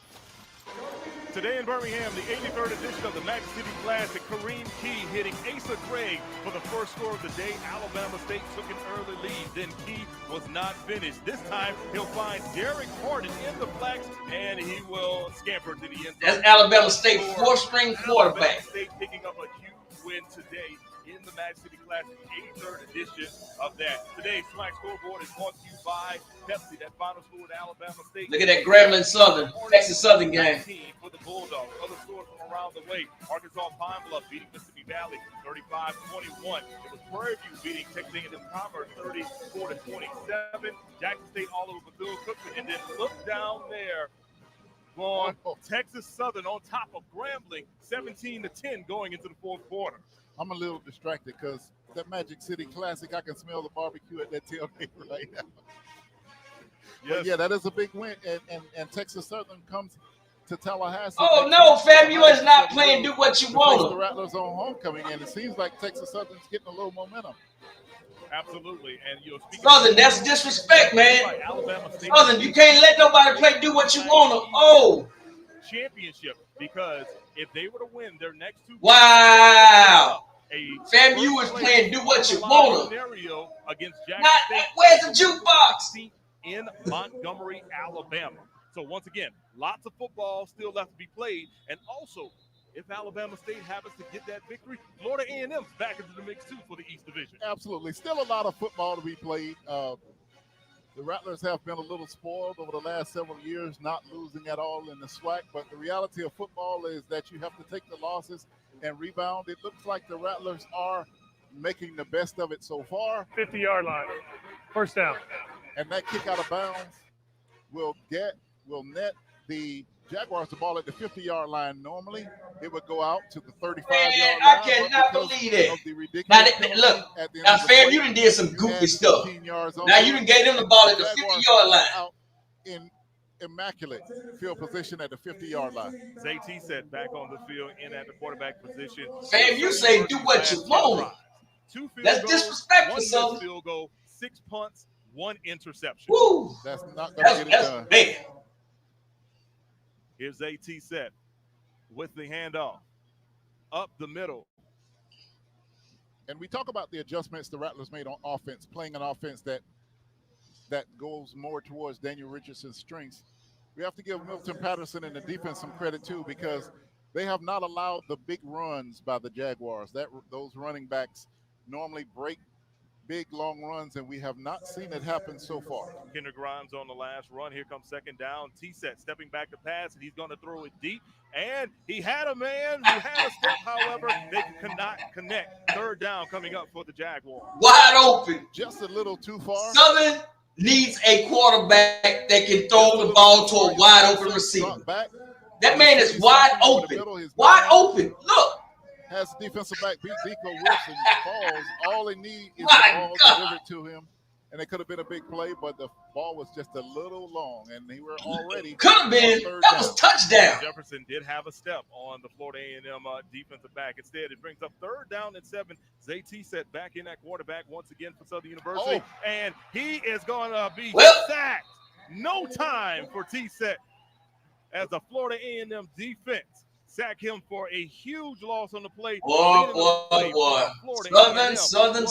Antonio Cameron. What a bull rush inside of the left tackle. Foster just could not contain. All I'm saying, the game ain't over, but the big guns in the back are starting to tune up. And starting at the 50-yard line, they starting to tune up. Game is not over. Is not what. But the big guns in the back are starting to tune up. Another punting situation coming up. Here's the punt. It's a high one. Gassett will field it around the 25-yard line. So we'll take a break, and when we return, Florida A&M will have it 1st down and 10 here on ESPN. You need to get them to go 3 and out, man. The season finale is upon us. Ah. Libations. Help thyself. Now keep his dog. Hey, it's not over with just yet. But if they can, I'm talking about they as in FAMU. If FAMU can get at least 2 first downs and possibly a 3rd, it's going to be very hard.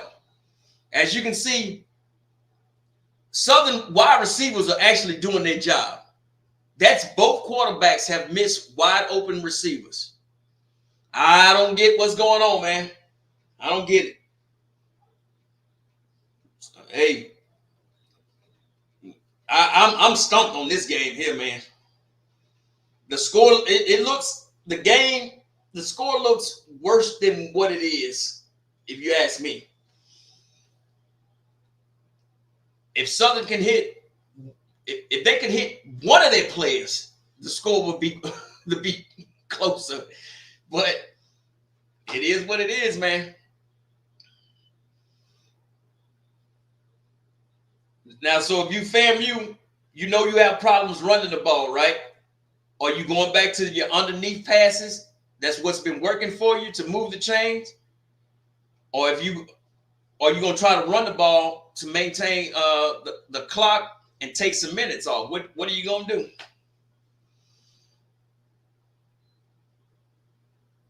Let's say, man, it's over. Southern have the QB to come back. Hey, I ain't disagreeing with you. That's too many wide open receivers. Y'all see it. Y'all have watched the game with me. That's too many wide open receivers that they have missed, man. All right, back to the game. Here in Tallahassee, Florida. Of course, SWAC football is brought to you by Academy Sports and Outdoors. And also by the Home Depot, official partner of the conference. And, of course, Nike, official sponsor of the Southwestern Athletic Conference. And there you see a number of Florida A&M students getting in on the jam session in between the timeout and return to action. Here's Florida A&M. Going back to the rushing attack, and you figure that now they're going to try to wind down this clock as Somerset picks up positive yards on the play. Yep, about 7.5 minutes remaining in the game, and the Rattlers would like to Second and 5. control this game. They are down. They are ahead by more than 2 scores. So the goal now is to control the block, control the ball, control the clock, and win the game. Don't snap the ball until you got about 5 seconds left. Anything else other than that, you're crazy. Rattlers offense. Of course, this is one of 2 primetime games taking place across the Southwestern Athletic Conference. Somerset gets the handoff right up the gut, runs it to Derek Williams, and Williams will take him down after about a gain of 2. All right. And that'll bring up 3rd and 2 for the Rattlers. Then it'll see. You got to stop it here, Southern, to have a chance. 2 yards. As a matter of fact, you might have. You don't stop them here, you only gonna get the ball back once. If you stop them here, you can probably get the ball back twice if you're lucky. Southern University defense with 4 down linemen will certainly be peeking. Don't snap the ball until about 5 seconds left, maybe 3. Keep them from gaining the 3 yards and extending this drive and running more time off of the clock. 3rd down for the Rattlers, and Richardson. And that might be just about it. Very close to that 1st down. The referee is walking right down the line, and he has 1st down for a 1st down. And that allows the Rattlers. Even if you stop them here, you only get the ball back once. Seconds remaining in the 4th quarter. So those chains will move, and Florida A&M now with another 1st down. They're wearing down the Southern University defense. Ain't no wearing them down. Yes, it does seem like the defense. Southern offense wore down Southern's defense. Them 3 and outs ain't helping. They've only got 113 yards on 33 carries. The longest run today has been 13 yards, and only 4 of 10 or more yards. So the Jaguars, atypical of their strong running game today. Rattlers had a good defensive plan, but the Jaguars have not. Before you exit, maintained can you please season average press the like button on the play, and subscribe to the channel? Played by Somerset. And now subbing in for Somerset will be the guy who we have been seeing majority of the year, Thad Franklin, giving him a breather.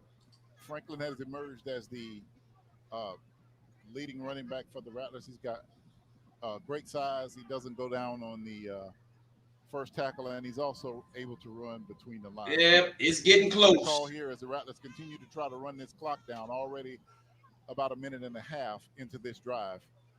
Thad Franklin breaks not 1, not 2, but 3 tackles before picking up about 9 yards on the play. It looks like 2 Jaguars are down, at least 1 slow to get up.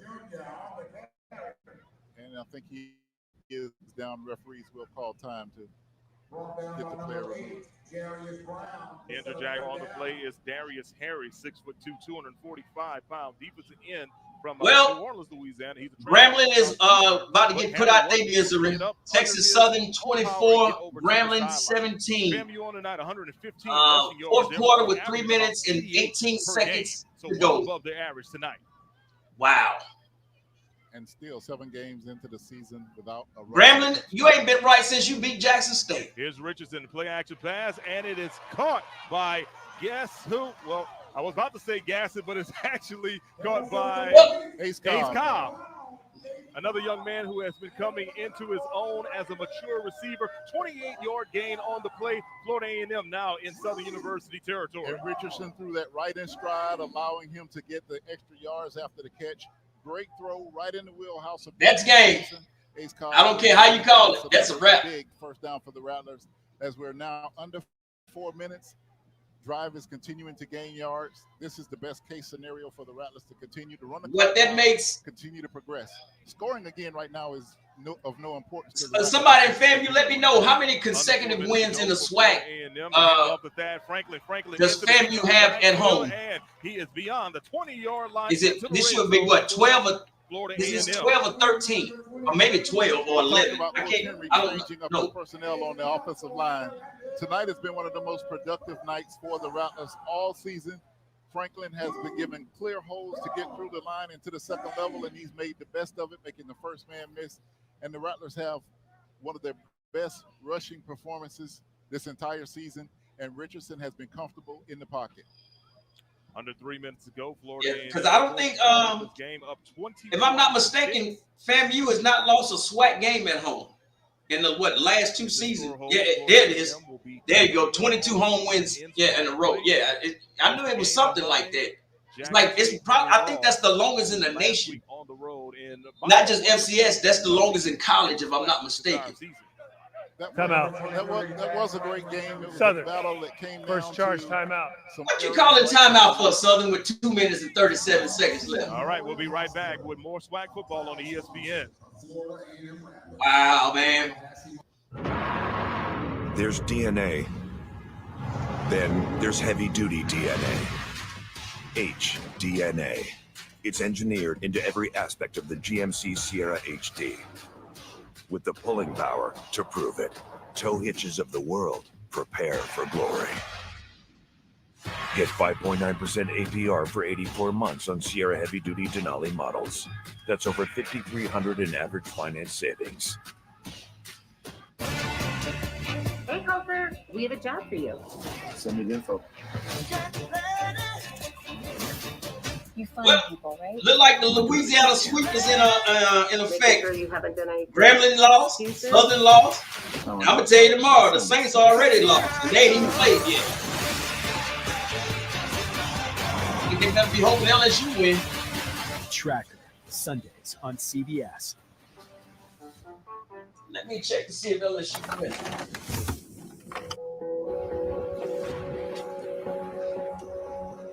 LL Bean Boot was my camp boot. I always have a pair in my truck. What I love about the Bean Boot, of many things, it's made here by Mainers.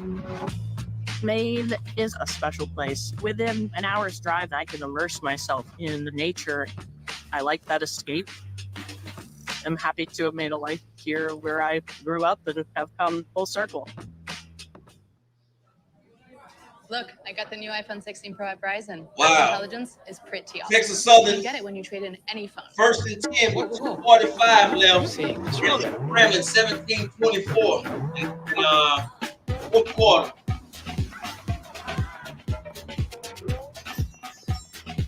Switch to Verizon and get the new iPhone 16 Pro and get a new iPad and Apple One all on us. That's over $1,600 in value. Only on Verizon.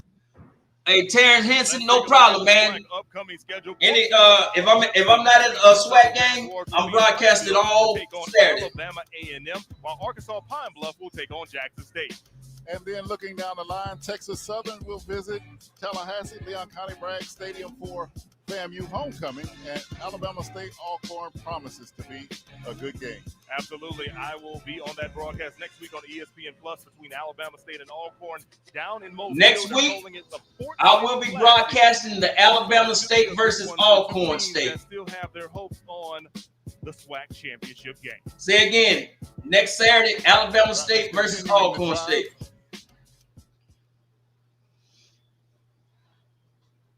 Nowhere to go on that run up the middle. Nothing doing for that. Hey, no problem. Y'all welcome. And speaking of the SWAC, looks like we have watch a the stream. We want to More congratulate football. the newest SWAC Let's talk it champions. over here. The cross-country championships were held here in Tallahassee last week. 30 And seconds. Texas Southern won the men's championship. Somebody explain to me why all Southern is calling timeouts. Congratulations to the newest SWAC champions. And of course, a number of those runners we will see probably during the indoor track and field season, those championships being held in Birmingham. And then, of course, the outdoor championship will be held inside of A.W. Mumford Stadium on the campus of Southern University in Baton Rouge in the month of May. A great tradition in many sports in the SWAC. All right, so congratulations to the SWAC Hall of Fame class of 2024. Coach Fred McNair, who is, of course, an assistant coach on the Southern University sidelines. Hillary, Matthew Bozier as a legend, Coach Pete Richardson, who's a few doors down from us on the radio broadcast for Southern University, Earl Goldman, the legend, and of course, none of us would be able to be in the broadcasting booth if it wasn't for the legendary Charlie Neal. Go. Here's Franklin again on the toss. He's knocked out of bounds. But yes, congratulations to the 2024 SWAC Hall of Fame class. As we mentioned, Charlie Neal at the end, longtime sports director of BET Sports. Yes. Of course, he crossed over to ESPN, and now he is with the SWAC's media partner, HBCU Go, as well. Yeah, there's some Willie, I am Galloway. On VHS. I'm not from Texas, though, man. That Charlie Neal called. Great guy. We used to love. There was nothing that got you more excited as a football player than Charlie Neal to come down on Thursday to do his research. Time for the 2-minute timeout. We'll be right back here from Tallahassee. I'm going to give you this designer bag if you can prove to me that you know your finances. Well, let's do it. How many subscriptions do you Willie, have? Probably Willie just say you sound like a dude named Galloway. All right, it's saying you have 13 subscriptions, which is costing you around $270. I'm not from Texas, though, Willie, but I am Galloway, bro. It shows you all your expenses in one place, and it can even help you create a budget, which I think you need. Coming for me, but okay. Don't worry about those 13 subscriptions you didn't know you had. You can cancel the ones you don't want right through the app, and it can even help you try and get a refund. Oh, Bedrocker. Before every game, okay, from Jay-Z, I wrote myself a message. 94.5 the chat room. Teamwork. What up, brother? Accountable. Sacrifice. Words that guide me in public service, too. I've worked with Republicans and law enforcement on a tough border bill. That's teamwork. We'll hold Ted Cruz accountable because he's been in Washington forever. He's done nothing to secure the border. Sacrifice.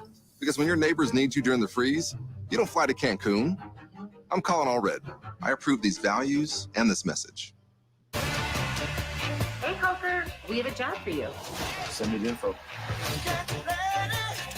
Yeah, this me, Bedrocker. Find people, right? I'm gonna do everything I can. Making sure you haven't done anything. Your boys Jackson State put on I don't want to talk about it. a second-hand display. It's over Bethune.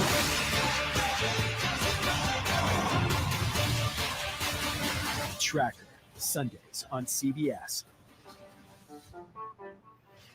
We got about another 30 seconds. Check in on the Have you ever tried this before? I don't believe I have. Oh. Crispy, creamy, hazelnutty. With 2 minutes and 20 seconds left, Texas Southern is beating We're gonna need another bar. Grambling 24-17. First and 10. Now it's second and 5. We got Texas Southern and Grambling players. They trying to fight each other, pulling off helmets. Man, come on, bro. It's time to tell you about today's player of the game, which is brought to you by Gatorade. And it's the guy that scored majority of the points for Quite an electric player for the Rattlers. Bethune needs a new coach, and Southern needs a quarterback that can actually throw the ball to a wide open receiver. He's done a great job for the Rattlers as Cameron Gillis lines up for a 34-yard field goal. Just had 5 receptions, 118 yards, 1 receiving touchdown, and of course he had a 44-yard punt return for a touchdown. 5 receptions, 118 yards. And the up kick is up and good. Well, good.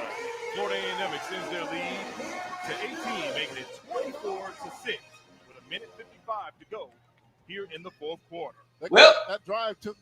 What's that old song say? Exactly. Turn out the lights. That drive took about 6. The party's over. That's a great drive to end it on a field goal. The big girls are singing like the Mississippi Mass Choir. Southern. That great and important drive. It's a wrap. Just had. Scoring nothing crazy in Alabama. Florida A&M goes on to a victory. It's definitely a great way for you to say that they are able to bounce back after the crushing defeat that happened last week in Jackson. And there's a saying on the campus that they don't lose and brag, and they haven't done so in a very, very long time. Going back, they say they don't lose and brag. Willie Simmons as the head coach. 2018 was the last time. As a matter of fact, they have the second longest win streak at home of all of FCS football, only trailing South Dakota State University, which, of course, you follow FCS football. That's a pretty good football team. Okay, they have the second longest. South Dakota State has the first longest. Has the longest, I should say. The first longest. Well, they had a tough one the other week against North Dakota State. Well, those two, North Dakota and South Dakota. Will it say JSU will break face that home winning streak next season at Bragg? Bragg? They called it, but I certainly saw their head turn around. Speak it into existence. Looking for a flag. Don't see one. No flag. I don't see a flag. No. Well, hold on. No, there is a flag. There's a flag. Okay. Right there under one of the guys' feet. Personal foul. Face mask. Yeah, I saw that. 15-yard penalty from the as end far of the across run. the field as that is, I saw it. So 15 yards to be tacked on to the end of the run for Southern University. They'll have the ball. Yeah, a minute 48 to go. I'm not gonna lie. I've seen some disrespectful stuff doing SWAC football, to the but Rocket City next week to take on Alabama A&M. FAMU playing do what you want them. Well, for the Rattlers, you see a lot of low numbers against Southern. So they'll be playing a That's pretty disrespectful.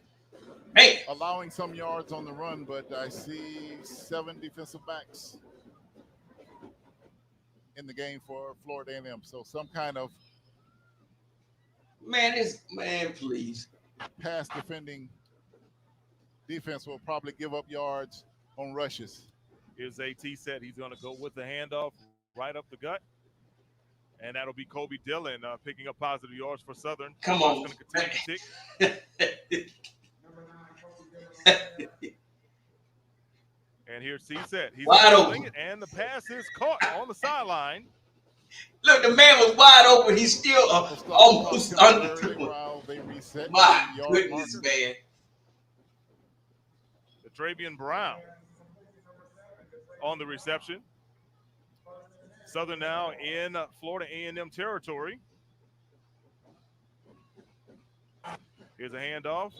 Dillon takes the handoff, maybe a gain of a yard on the play. Still plenty of football to be played. The SWAC JSU played do what you want against Southern in 2010 after JSU beat them. Coach Graves and the Jaguars need to just go back and regroup and get back to what made them the team they've been this year in the SWAC. Here's T-Set stepping back to pass. He'll throw it on the sideline and ball's incomplete. T-Set do some funny stuff, man. And the Rattlers with Cozy. Rattlers have to stay focused, not get distracted with homecoming. You know, there's a lot that goes on the HBCU campus for homecoming. So you have to guard the players against that to stay focused because Texas Southern is coming here playing some of their best ball.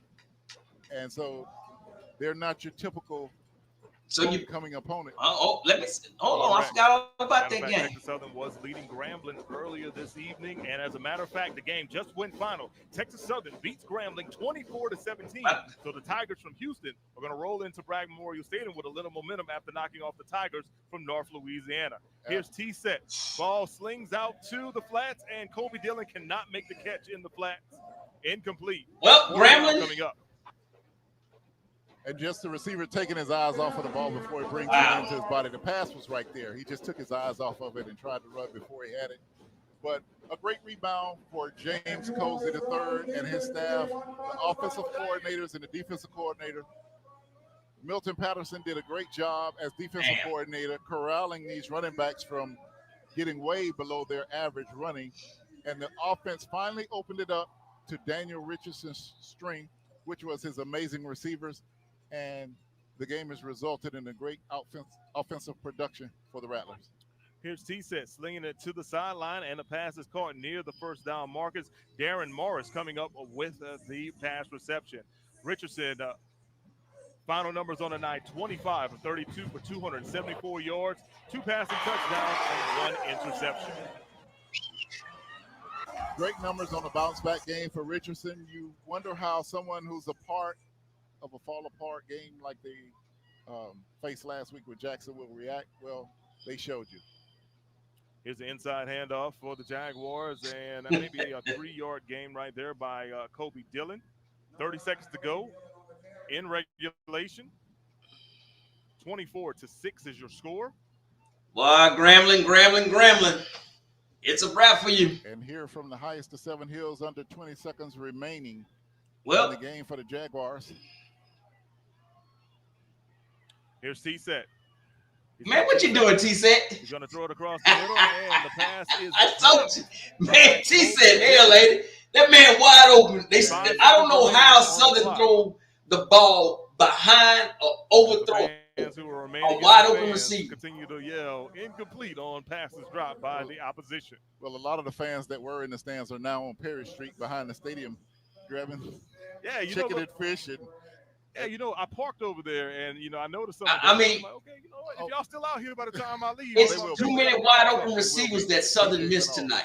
Yeah, too many wide open receivers. Who had his own microphone? He was on his own hype man. Here's a pass across the middle. T-Set's pass falls incomplete, almost interception, and that should be the final play of the game. Your final score from Tallahassee, Florida A&M 24, Southern University 6. Overall thoughts on the win by the Rattlers, Vaughn? Great adjustments. I saw great adjustments by the Rattlers, wholesale adjustments. I don't know how to even call that one, man. Defense. All right, everyone. Thank you for joining us tonight. For Vaughn Wilson, our entire crew, I'm Mo Carter. Your final score from Tallahassee, Florida. Florida A&M 24, Southern University 6. This has been a production by the Southwestern Athletic Conference. Have a great night. If Southern do not go find them a quarterback that can pass to a wide open receiver. Check out Mahomes' top 3 plays of the day. They are in trouble. He scrambles in the T-Mobile to get that new iPhone 16 Pro on us. It's a little shimmy, shake. What you think, huh? It's like he's chasing an ice cream truck. So what are y'all thoughts on the game?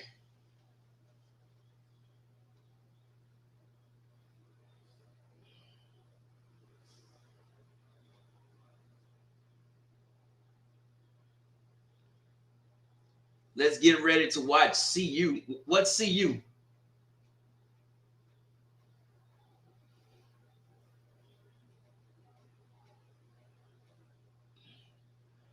Lewis, no problem, sir. Lewis Jr., no problem. Next week, I'll be streaming Alcorn and Alabama State. Now, the SWAC schedule, if we're looking at the SWAC schedule, let me pull it up, man. Is it for next week?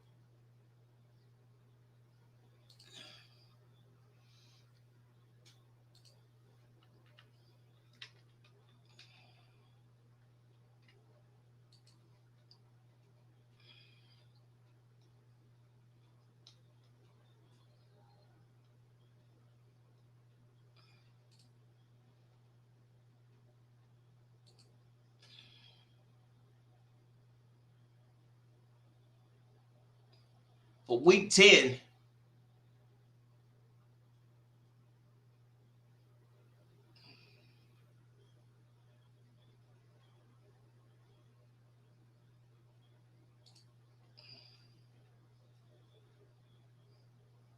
stop sharing this one. Let's pull this up for week 10 and see what we got coming up next week. Make sure y'all register. Well, you got to be registered already, but make sure y'all are voting. Please vote. You see who I'm voting for.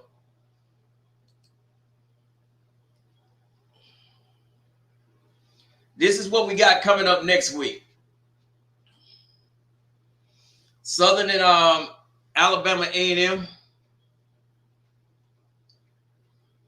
That on ESPN Plus, you're gonna have Jackson State homecoming playing UAPB. Then you have Grambling at Bethune-Cookman. Grambling, you don't need to play Bethune. You're going to need a victory. Perry View, you need a victory. You playing Valley.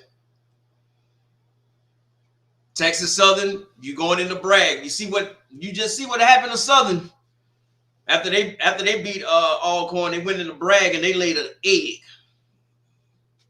And then the game that I will be live streaming, that's 3 o'clock. That's 4 o'clock Eastern, 3 o'clock Central. So about 2:50 Central Time, I'll start live streaming the Alabama State versus Alcorn State game. Now, I'm telling you now, I do not think Alcorn has the offense to run over Alabama State. Texas Southern going in to brag, but hey, nobody gave Texas Southern a chance to beat Grambling, so you never know. Valley, hey, it is what it is, man. Bethune-Cookman, you might can upset Grambling. How Grambling been playing? Pine Bluff, you have a chance against Jackson State, but it's not gonna happen. And Alabama A&M scores points, but I don't know. So, let me know what you think. So that's what we got coming up next weekend. Like I said, I will be live streaming the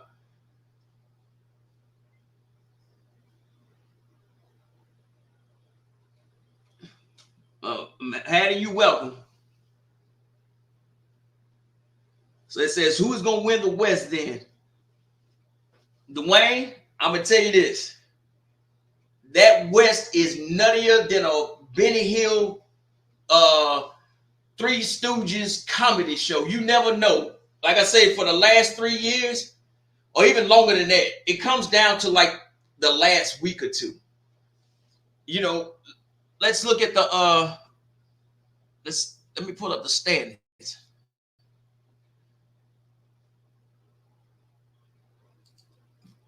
Because everybody should be finished playing.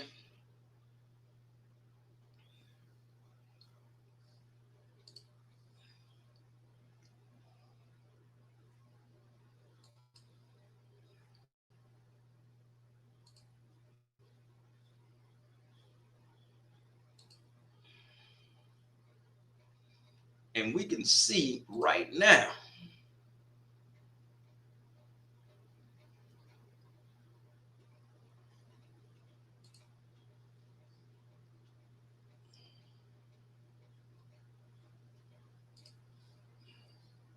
And this is the standings since everybody's finished playing.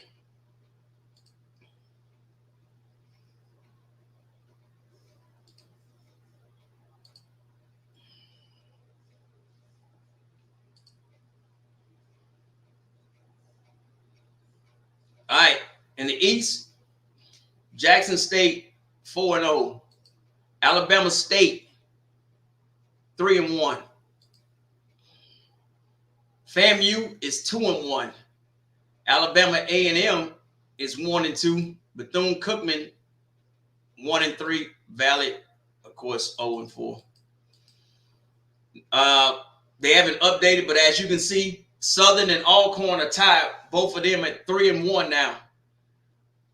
Pine Bluff winning today makes them 3-2. So Pine Bluff, well, they'll get beat by Jackson State. But then Alcorn State, I'm telling you, is going to lose against Alabama State. So they're going to be 3-2. So Grambling is 1-3. Texas Southern has moved to 2-2. So that's actually the actual standings in the SWAC. So the West, if you look at, like I said, the West, that's just a wacky conference over there. I mean, you see, how many of y'all really thought that Texas Southern was going to beat Grambling? Alcorn still has to play Texas Southern also. I'm not saying Texas Southern is the best team in the West right now, but they are actually playing pretty good, decent football. And so with them 2-2 now, hey man, you just never know. So I can't call the West. So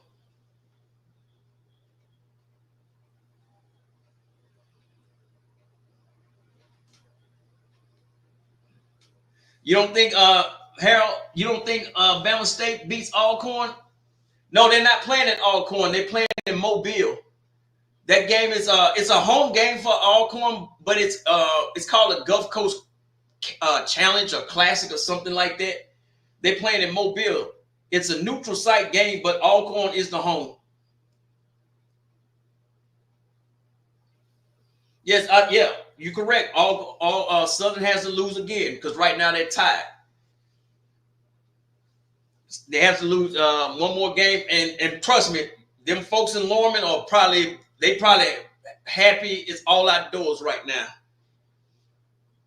But hey, we still got a lot of football left, especially in the West. So the West champion can easily have 2 losses, maybe 3, and still win the SWAC West.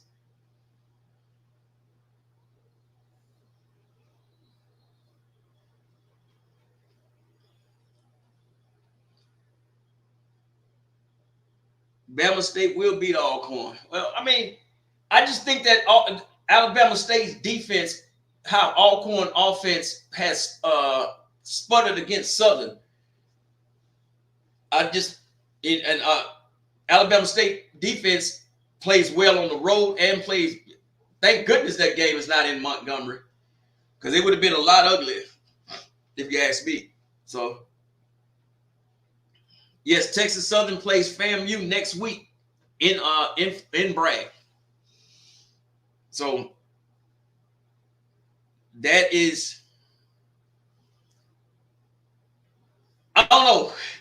It seemed like, I don't know, Southern, to me tonight, Southern had more than one opportunity to win this game. 2 different quarterbacks, multiple wide receivers were open. Not just a step on the FAMU DBs. These guys were literally wide open. And they were overthrowing the ball, underthrowing the ball. It's like they didn't practice this week. I've watched a lot of SWAC football, but those passes by Southern quarterbacks, that hurt me to see. I'm not gonna lie. So it's something serious, man. But this West is, I guarantee you, Southern does not want to lose next week to Alabama A&M. I guarantee you they do not want to lose. But I can see them losing.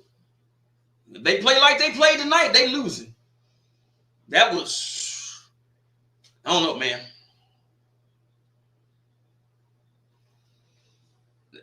Now, the East,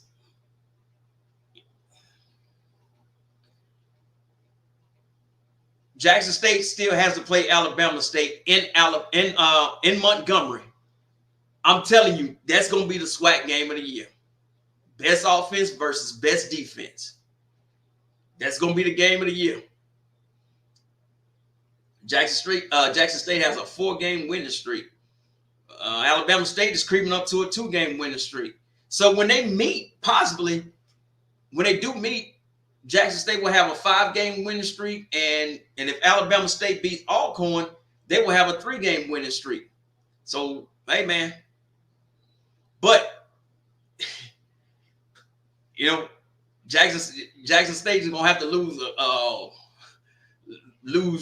what, 2-3 games. So I don't, hey. And Jackson State, I already told you they don't have to play UAPB, Alabama State, Valley, and then Alcorn. So, nah.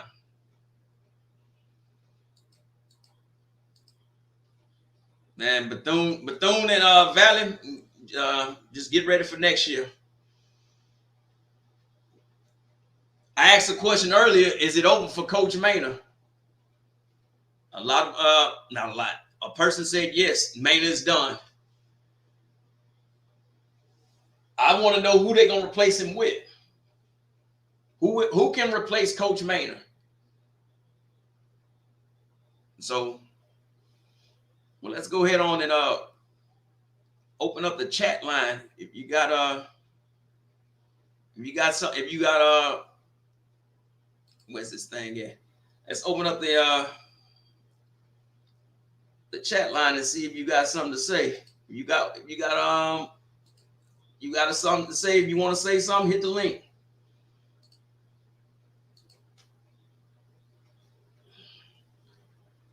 That's a streamline. Because this was a pretty good weekend for SWAC football overall. And then it was a little bit embarrassing for Southern. I don't understand your play calling, but we can look at the final scores again.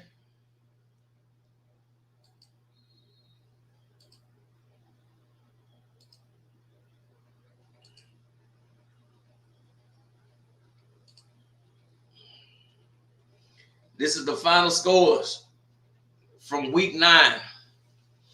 Southern 6, FAMU 24. All Southern can muster up was 2 field goals. Wow. Southern goes to 4-4, 3-1 in the SWAC. FAMU moves to 4-3, 2-1 in the SWAC. Mississippi Valley 21, Arkansas Pine Bluff 35. Valley goes to 0-8, 0-4 in the SWAC. Pine Bluff goes to 3-5, 2-2 in the SWAC. Jackson State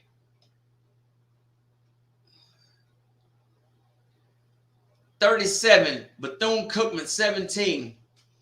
You got to remember at halftime, this score was 17-17, and then Jackson State did Jackson State stuff. Stopped you from scoring and scored a lot of points. So, hey, they hit around the average. I think Jackson State averaged 35 points. So, Texas A&M Commerce 27, Prairie View 34. Prairie View won at homecoming. The Magic City Classic. 27, Alabama State, Alabama A&M 19. Grambling. Oh, I forgot to say the record. Prairie View goes to 3-5 and 1-2 in the SWAC. Alabama State goes to 4-3 overall, 3-1 in the SWAC. Alabama A&M 3-4, 1-2 in the SWAC. Coach Maynard, and you might be saying it's so hard to say goodbye.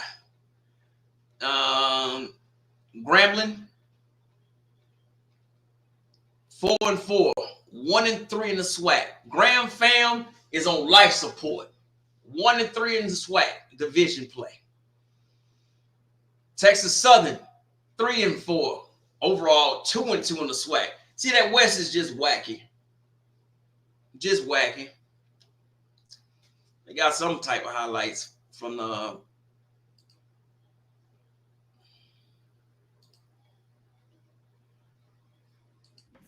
Vivid Seats has legit tickets for legit fans. From concerts, it's a commercial. To sports, these are highlights and everything from in between.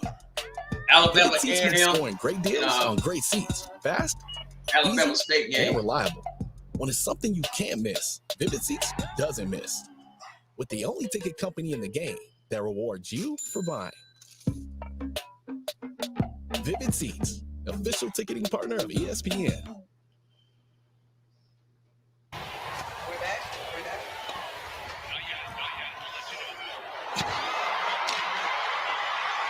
That's Alabama State. Progress and a touchdown. That's in the first quarter. Just 2 plays for the Hornets and a quick strike for this group. 31 yards out for Greg. Thomas Howard says, I have to find a way to try to stop the run. Second quarter. And Kinsey, rather key on the outside. It's going to be a touchdown. You got to remember, they playing with a 4-string quarterback. That's why I'm saying this game. But if you can hold on to it, somebody's got a one-on-one matchup. We've seen Quad Brown stand tall in the pocket and stay strong. Intercepted by Keon Lewis. Lewis hauls it in. It's got some blockers up ahead. Great return for Keon Lewis. He's still going. Hurdles a man across the 40. And a penalty is out. Being from there. Langford has a man in the middle. It's intercepted. Right into the hands of the Alabama State linebacker. And here he goes. Can they catch him? No, that's Tayshawn Sims. Langford's pass intercepted by number 20. Take the sticks to the house. Alabama State. Quad Brown, who really gave this A&M group some life, and there's life there along the sideline with Keenan Hambrick, and Hambrick legging it out for the touchdown. He said, I just Look at that referee. Nobody that's doing this. 65 yards. Also with 4 receptions, 78 yards. Deion Nelson, we haven't called his name recently. Going for it. There's Hambrick for the touchdown. Keenan Hambrick, 31 yards out, and the score. Second touchdown of the game. And that was all she wrote for the highlights, man. Close this thing. All right. Well, thank you all for watching. I thought if folks, like I said, man, if folks wanted to come up, I had hit the link for you, man. But until next time.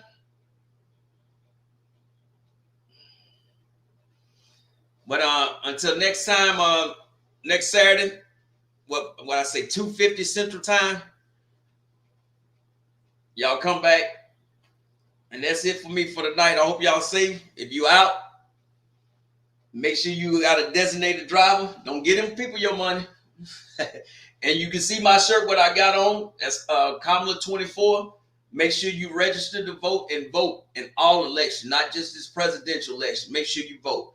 But until then, man, y'all have a good night. That's all I have for you, man.